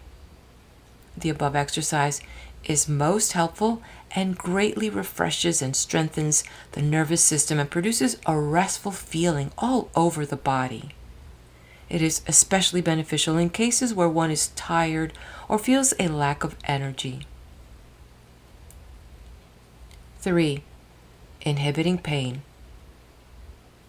Lying down or sitting erect, breathe rhythmically, holding the thought that you are inhaling prana.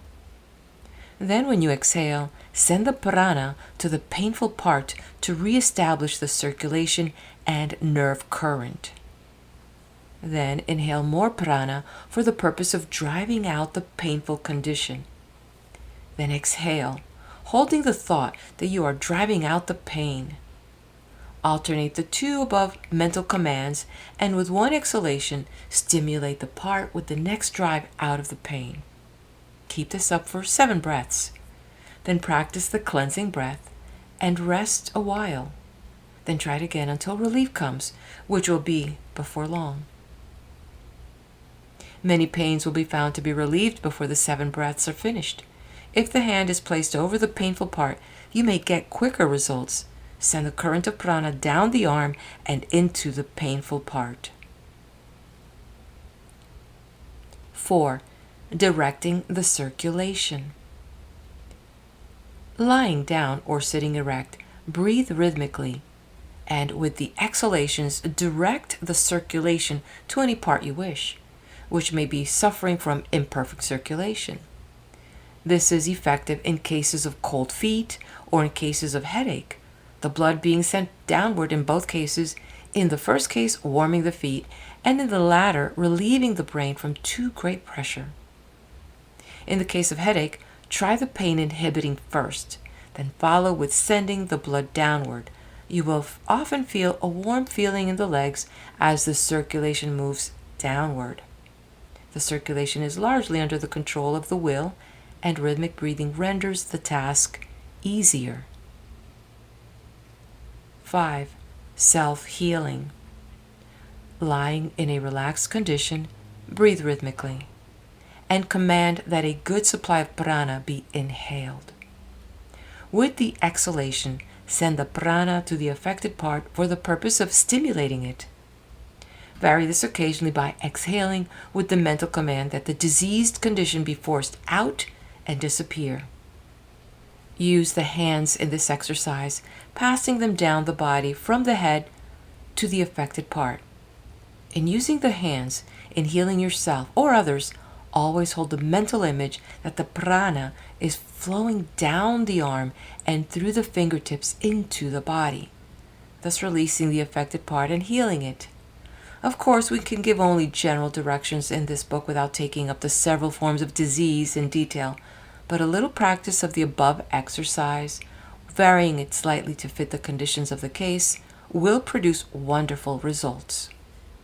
Some yogis follow the plan of placing both hands on the affected part and then breathing rhythmically, holding the mental image that they are fairly pumping prana into the diseased organ and part, stimulating it and driving out diseased conditions, as pumping into a pail of dirty water will drive out the latter and fill the bucket with fresh water. This last plan is very effective if the mental image of the pump is clearly held, the inhalation representing the lifting of the pump handle and the exhalation the actual pumping. 6. Healing others. We cannot take up the question of the psychic treatment of disease by prana in detail in this book, as such would be foreign to its purpose, but we can and will give you simple, plain instructions whereby you may be enabled to do much good in relieving others. The main principle to remember is that by rhythmic breathing and controlled thought, you are enabled to absorb a considerable amount of prana and are also able to pass it into the body of another person, stimulating weakened parts and organs and imparting health and driving out diseased conditions. You must first learn to form such a clear mental image of the desired condition that you will be able to actually feel the influx of prana and the force running down your arms and out of your fingertips into the body of the patient. Breathe rhythmically a few times until the rhythm is fairly established. Then place your hands upon the affected part of the body of the patient, letting them rest lightly over the part. Then, following the pumping process described in the preceding exercise, self-healing, and fill the patient full of prana until the disease condition is driven out. Every once in a while, raise the hands and flick the fingers as if you were throwing off the diseased condition. It is well to do this occasionally, and also to wash the hands after treatment, as otherwise you may take on a trace of disease condition of the patient. Also, practice the cleansing breath several times after the treatment. During the treatment, let the prana pour into the patient in one continuous stream, allowing yourself to be merely the pumping machinery connecting the patient with the universal supply of prana and allowing it to flow freely through you. You need not work the hands vigorously, but simply enough that the prana freely reaches the affected parts. The rhythmic breathing must be practiced frequently during the treatment so as to keep the rhythm normal and to afford the prana a free passage. It is better to place the hands on the bare skin, but where this is not advisable or possible, place them over the clothing. Vary above method occasionally during the treatment by stroking the body gently and softly with the fingertips, the fingers being kept slightly separated. This is very soothing to the patient. In cases of long standing, you may find it helpful to give them mental command in words such as get out, or be strong, be strong. As the case may be, the words helping you to exercise the will more forcibly and to the point. Vary these instructions to suit the needs of the case and use your own judgment and inventive faculty. We have given you the general principles and you can apply them in hundreds of different ways. The above apparently simple instruction, if carefully studied and applied, will enable one to accomplish all that the leading magnetic healers are able to do, although their systems are more or less cumbersome and complicated. They're using prana ignorantly and calling it magnetism. If they would combine rhythmic breathing with their magnetic treatment, they would double their efficiency. 7. Distant healing. Prana colored by the thought of the sender may be projected to persons at a distance who are willing to receive it, and healing work done in this way. This is the secret of the absent healing, of which the Western world has heard so much of late years. The thought of the healer sends forth and colors the prana of the sender, and it flashes across the space and finds lodgment in the psychic mechanism of the patient. It is unseen, and like the Marconi waves, it passes through intervening obstacles and seeks the person attuned to receive it. In order to treat persons at a distance, You must form a mental image of them until you can feel yourself to be in rapport with them. This is a psychic process dependent upon the mental imagery of the healer. You can feel the sense of rapport when it is established. It is manifesting in a sense of nearness. That is about as plain as we can describe it. It may be acquired by a little practice, and some will get it at the first trial. When rapport is established, say mentally to the distant patient, I am sending you a supply of vital force or power which will invigorate you and heal you. Then picture the prana as leaving your mind with each exhalation of rhythmic breath and traveling across space instantaneously and reaching the patient and healing him. It is not necessary to fix certain hours for treatment, although you may do so if you wish. The receptive condition of the patient, as he is expecting and opening himself up to your psychic force, attunes him to receive your vibrations whenever you may send them. If you agree upon hours, let him place himself in a relaxed attitude and receptive condition. The above is the great underlying principle of the absent treatment of the Western world. You may do these things as well as the most noted healers with a little practice. Chapter 15. More phenomena of yogi psychic breathing. 1. Thought projection. Thoughts may be projected by following the last mentioned method, distant healing, and others will feel the effect of thoughts so sent forth. It being remembered always that no evil thought can ever injure another person whose thoughts are good. Good thoughts are always positive to bad ones, and bad ones always negative to good ones. One can, however, excite the interest and attention of another by sending him thought waves in this way, charging the prana with the message he wishes to convey. If you desire another's love and sympathy and possess love and sympathy for him, you can send him thoughts of this kind with effect, providing your motives are pure. Never, however, attempt to influence another to his hurt or from impure or selfish motives, as such thoughts only recoil upon the sender with redoubled force and injure him, while the innocent party is not affected. Psychic force, when legitimately used, is all right, but be aware of black magic or improper and unholy uses of it, as such attempts are like playing with a dynamo, and the person attempting such things will be surely punished by the result of the act itself. However, no person of impure motives ever acquires a great degree of psychic power, and a pure heart and mind is an invulnerable shield against improper psychic power. Keep yourself pure, and nothing can hurt you. 2.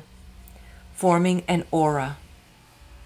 If you are ever in the company of persons of a low order of mind, and you feel the depressing influence of their thought, breathe rhythmically a few times, thus generating an additional supply of prana, and then, by means of the mental image method, surround yourself with an egg-shaped thought aura, which will protect you from the gross thought and disturbing influences of others. 3. Recharging yourself. If you feel that your vital energy is at a low ebb and that you need to store up a new supply quickly, the best plan is to place the feet close together, side by side, of course, and to lock the fingers of both hands in any way that seems the most comfortable. This closes the circuit, as it were, and prevents any escape of prana through the extremities. Then breathe rhythmically a few times, and you will feel the effect of the recharging. 4. Recharging others. If some friend is deficient in vitality, you may aid him by sitting in front of him, your toes touching his and his hands in yours. Then both breathe rhythmically, you forming the mental image of sending prana into his system, and he holding the mental image of receiving the prana. Persons of weak vitality or passive will should be careful with whom they try this experiment, as the prana of a person of evil desires will be colored with the thoughts of that person, and may give him a temporary influence over the weaker person. The latter, however, may easily remove such influence by closing the circuit, as before mentioned, and breathing a few rhythmic breaths, closing the cleansing breath. 5. Charging water.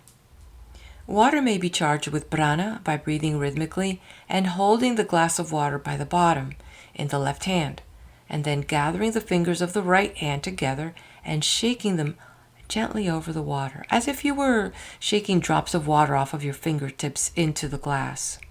The mental image of the prana being passed into the water must be held. Water thus charged is found stimulating to weak or sick persons, particularly if a healing thought accompanies the mental image of the transfer of the prana.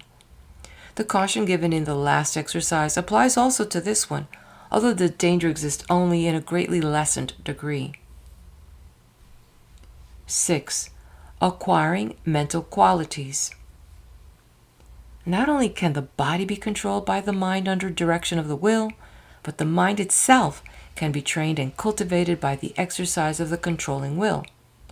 This, which the Western world knows as mental science, etc., has proved to the Western portions of that truth which the yogi has known for ages. The more calm demand of the will accomplishes wonders in this direction. But if the mental exercise is accompanied by rhythmic breathing, the effect is greatly increased. Desirable qualities may be acquired by holding the proper mental image of what is desired during rhythmic breathing. Poise and self-control, desirable qualities, increased power, etc., may be acquired in this way. Undesirable qualities may be eliminated by cultivating the opposite qualities. Any or all of the mental science exercises, treatments, and affirmations may be used with the yogi rhythmic breathing. The following is a good general exercise for the acquirement and development of desirable mental qualities. Lie in a passive attitude, or sit erect. Picture to yourself the qualities you desire to cultivate, seeing yourself as possessed of the qualities and demanding that your mind develop the quality. Breathe rhythmically, holding the mental picture firmly. Carry the mental picture with you as much as possible and endeavor to live up to the ideal you have set up in your mind. You will find yourself gradually growing up to your ideal.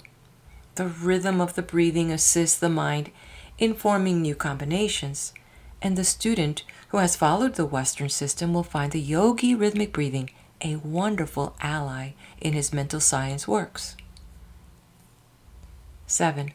Acquiring physical qualities. Physical qualities may be acquired by the same methods as above mentioned in connection with mental qualities. We do not mean, of course, that short men can be made tall, or that amputated limbs may be replaced, or similar miracles, but the expression of the countenance may be changed, courage and general physical characteristics improved by the control of the will, accompanied by rhythmic breathing. As a man thinks, so does he look, act, walk, sit, etc. Improved thinking will mean improved looks and actions. To develop any part of the body, direct the attention to it, while breathing rhythmically, holding the mental picture that you are sending an increased amount of prana, or nerve force, to the part, and thus increasing its vitality and developing it. This plan applies equally well into any part of the body which you wish to develop. Many Western athletes use a modification of this plan in their exercises. The student who has followed our instructions so far will readily understand how to apply the yogi principles to the above work. The general rule of exercise is the same as in the preceding exercise, acquiring mental qualities. We have touched upon the subject of the cure of physical ailments in preceding pages. 8. Controlling the emotions. The undesirable emotions such as fear, worry, anxiety, hate, anger, jealousy, envy, melancholy, excitement, grief, etc., are amenable to the control of the will, and the will is enabled to operate more easily in such cases if rhythmic breathing is practiced while the student is willing. The following exercise has been found most effective by the yogi students, although the advanced yogi has but little need of it, as he has long since gotten rid of these undesirable mental qualities by growing spiritually beyond them. The yogi student, however, finds the exercise a great help to him while he is growing. Breathe rhythmically, concentrating the attention upon the solar plexus and sending to it the mental command, get out. Send the mental command firmly just as you begin to exhale and form the mental picture of the undesirable emotions being carried away with the exhaled breath. Repeat 7 times and finish with the cleansing breath, and then see how good you feel. The mental command must be given in earnest, as trifling will not do the work. 9. Transmutation of the reproductive energy. The yogi possessed great knowledge regarding the use and abuse of the reproductive principle in both sexes. Some hints of this esoteric knowledge have filtered out and have been used by Western writers on the subject, and much good has been accomplished in this way. In this little book, we cannot do more than touch upon the subject, and omitting all except our bare mention of theory, we will give a practical breathing exercise whereby the student will be enabled to transmute the reproductive energy into vitality for the entire system, instead of dissipating and wasting it into lustful indulgences in or out of marriage relations. The reproductive energy is creative energy and may be taken up by the system and transmuted into strength and vitality, thus serving the purpose of regeneration instead of generation. If the young man of the Western world understood these underlying principles, they would be saved much misery and unhappiness in after years and would be stronger mentally, morally, and physically. This transmutation of the reproductive energy gives great vitality to those practicing it. They will be filled with great vital force, which will radiate from them and will manifest in what has been called personal magnetism. The energy thus transmuted may be turned into new channels and used to great advantage. Nature has condensed one of its most powerful manifestations of prana into reproductive energy, as its purpose is to create. The greatest amount of vital force is concentrated in the smallest area. The reproductive organism is the most powerful storage battery in animal life, and its force can be drawn upward and used, as well as expended in the ordinary functions of reproduction or wasted into righteous lust. The majority of our students know something of the theories of regeneration, and we can do little more than to state the above facts without attempting to prove them. The yogi exercise for transmuting reproductive energy is simple. It is coupled with rhythmic breathing and can be easily performed. It may be practiced at any time, but is especially recommended when one feels the instinct most strongly, at which time the reproductive energy is manifesting and may be most easily transmuted for regenerative purposes. The exercise is as follows. Keep the mind fixed on the idea of energy and away from ordinary sexual thoughts or imaginings. If these thoughts come into the mind, do not be discouraged, but regard them as manifestations of a force which you intend using for the purposes of strengthening the body and mind. Lie passively or sit erect and fix your mind on the idea of drawing the reproductive energy upward to the solar plexus, where it will be transmuted and stored away as a reserve force of vital energy. Then breathe rhythmically, forming the mental image of drawing up the reproductive energy with each inhalation. With each inhalation, make a command of the will that the energy be drawn upward from the reproductive organization to the solar plexus. If the rhythm is fairly established and the mental image is clear, you will be conscious of the upward passage of the energy and will feel its stimulating effect.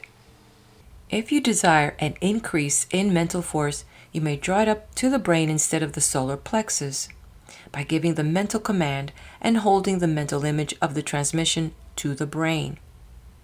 The man or woman doing mental creative work or bodily creative work will be able to use this creative energy in their work by following the above exercise, drawing up the energy with the inhalation and sending it forth with the exhalation. In this last form of exercise, Only such portions as are needed in the work will pass into the work being done, the balance remaining stored up in the solar plexus. You will understand, of course, that it is not the reproductive fluids which are drawn up and used by the etheric pranic energy which animates the latter, the soul of the reproductive organism, as it were. It is usual to allow the head to bend forward easily and naturally during the transmuting exercise. 10. Brain stimulating. The yogis have found the following exercise most useful in stimulating the action of the brain for the purpose of producing clear thinking and reasoning. It has a wonderful effect in clearing the brain and nervous system, and those engaged in mental work will find it most useful to them, both in the direction of enabling them to do better work, and also as a means of refreshing the mind and clearing it after arduous mental labor. Sit in an erect posture, keeping the spinal column straight and the eyes well to the front, letting the hands rest on the upper part of the legs. Breathe rhythmically, but instead of breathing through both nostrils as in the ordinary exercises, press the left nostril closed with the thumb and inhale through the right nostril. Then move the thumb and close the right nostril with the finger and then exhale through the left nostril. Then, without changing the fingers, inhale through the left nostril and changing fingers, exhale through the right.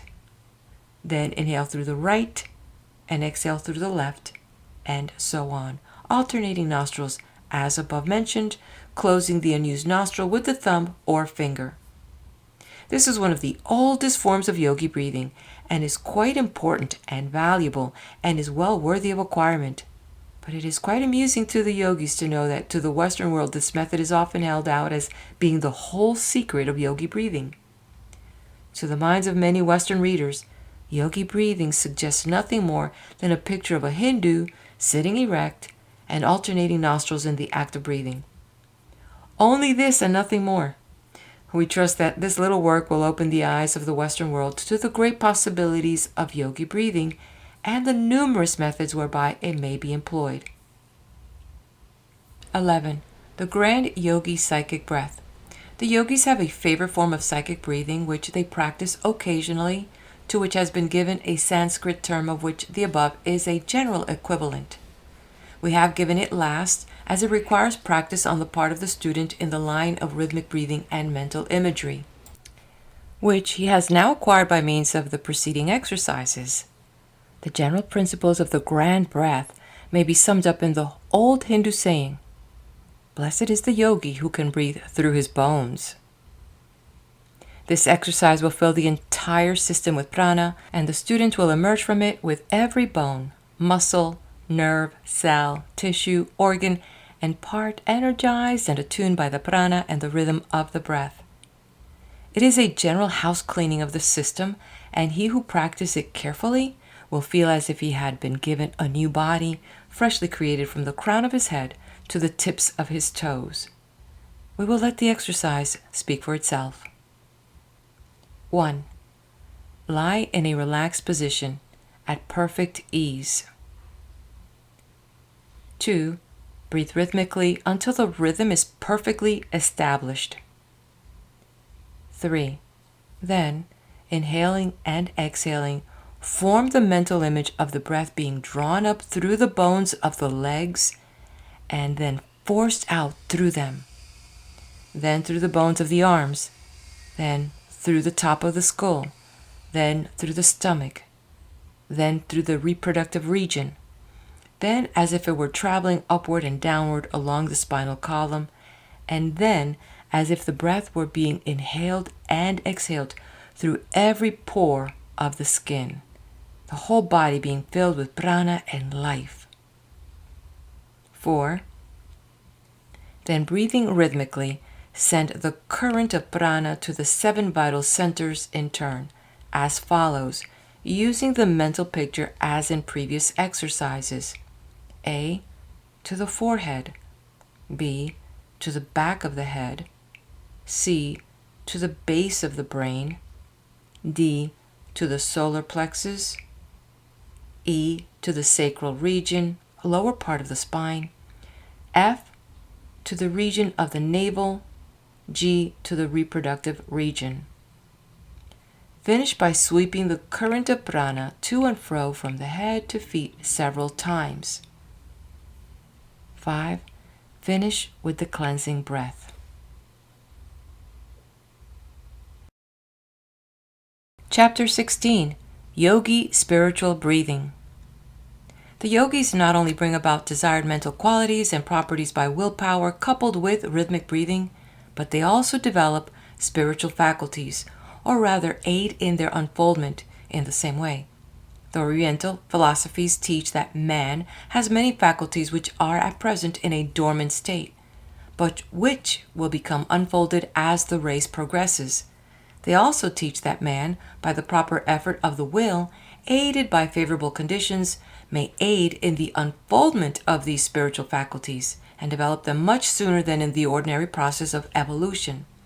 In other words, one may even now develop spiritual powers of consciousness which will not become the common property of the race until after long ages of gradual development under the law of evolution. In all of the exercises directed toward this end, rhythmic breathing plays an important part.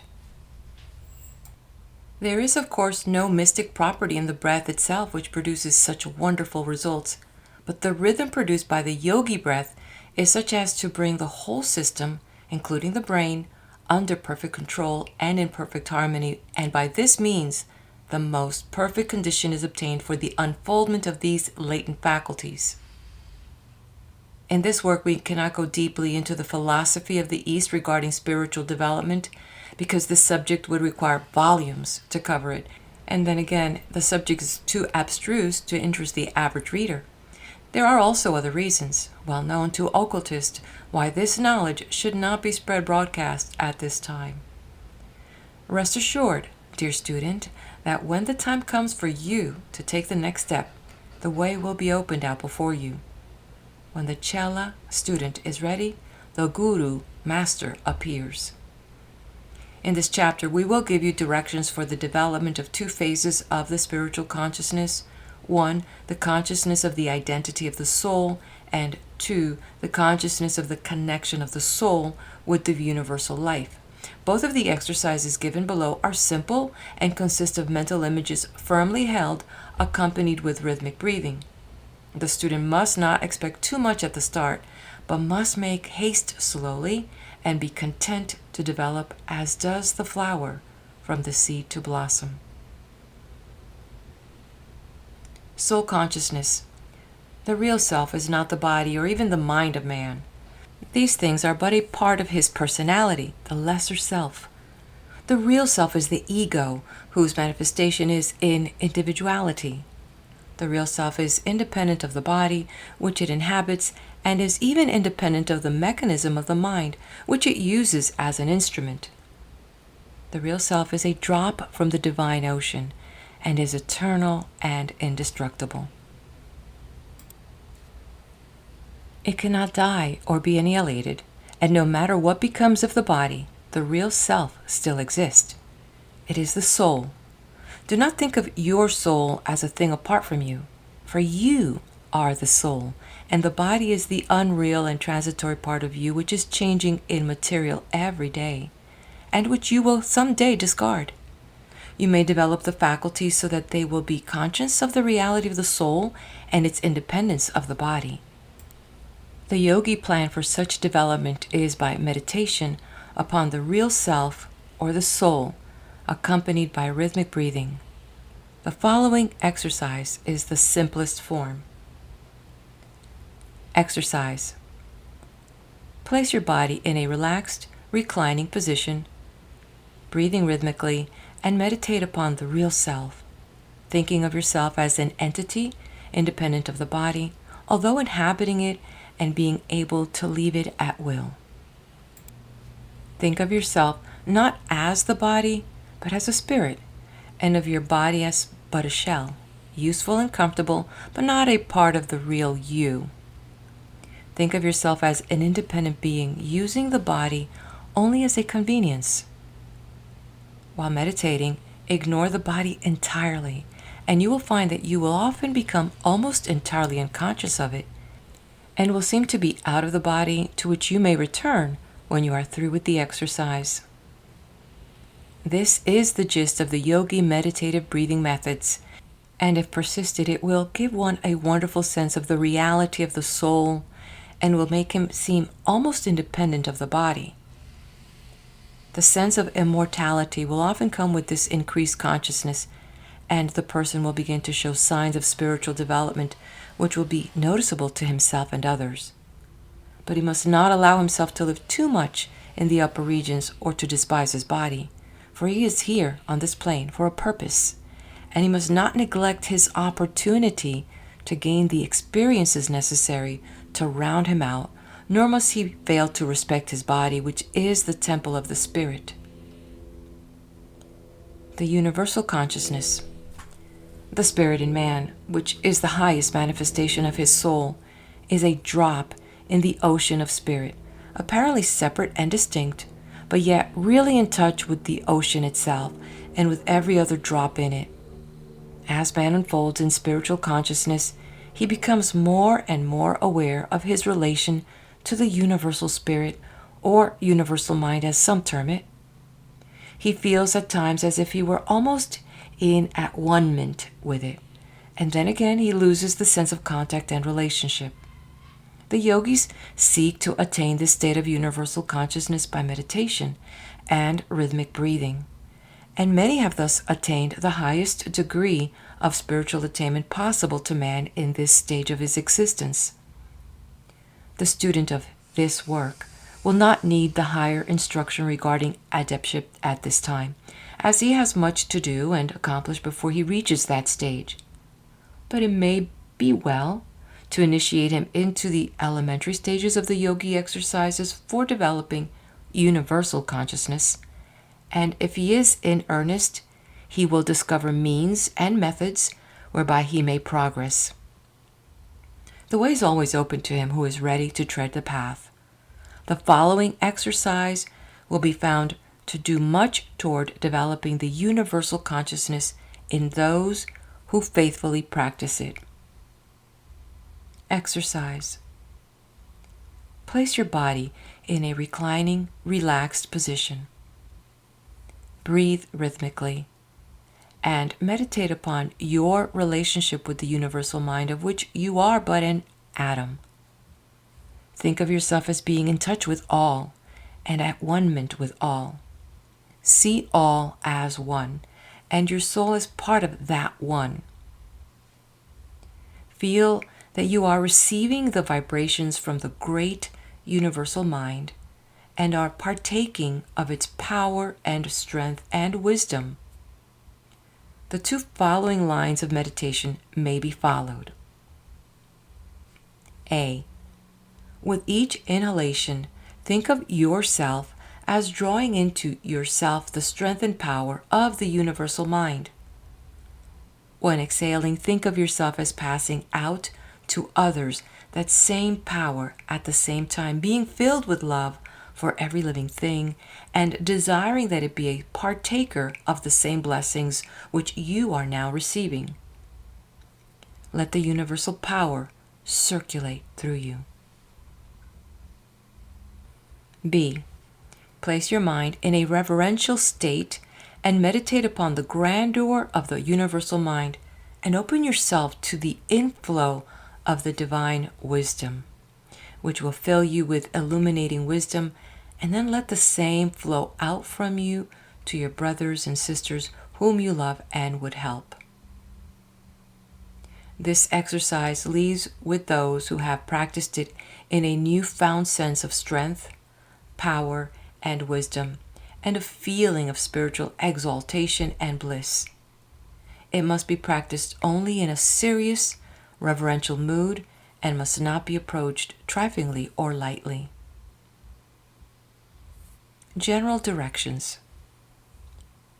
The exercise given in this chapter require the proper mental attitude and conditions, and the trifler and person of a non-serious nature, or one without a sense of spirituality and reverence, had better pass them by, as no results will be obtained by such persons, and besides, It is a willful trifling with things of a high order, which course never benefits those who pursue it. These exercises are for the few who can understand them, and the others will feel no attraction to try them.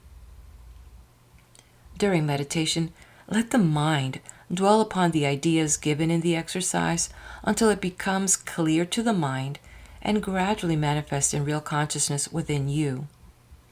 The mind will gradually become passive and at rest, and the mental image will manifest clearly. Do not indulge in these exercises too often, and do not allow the blissful state produced to render you dissatisfied with the affairs of everyday life, as the latter are useful and necessary to you. And you must never shirk a lesson, however disagreeable to you it may be. Let the joy arising from the unfolding consciousness buoy you up and nerve you for the trials of life, and not make you dissatisfied and disgusted. All is good, and everything has its place. Many of the students who practice these exercises will in time wish to know more. Rest assured that when the time comes, we will see that you do not seek in vain. Go on in courage and confidence, keeping your face toward the east, from whence comes the rising sun. Peace be unto you and unto all men. Om.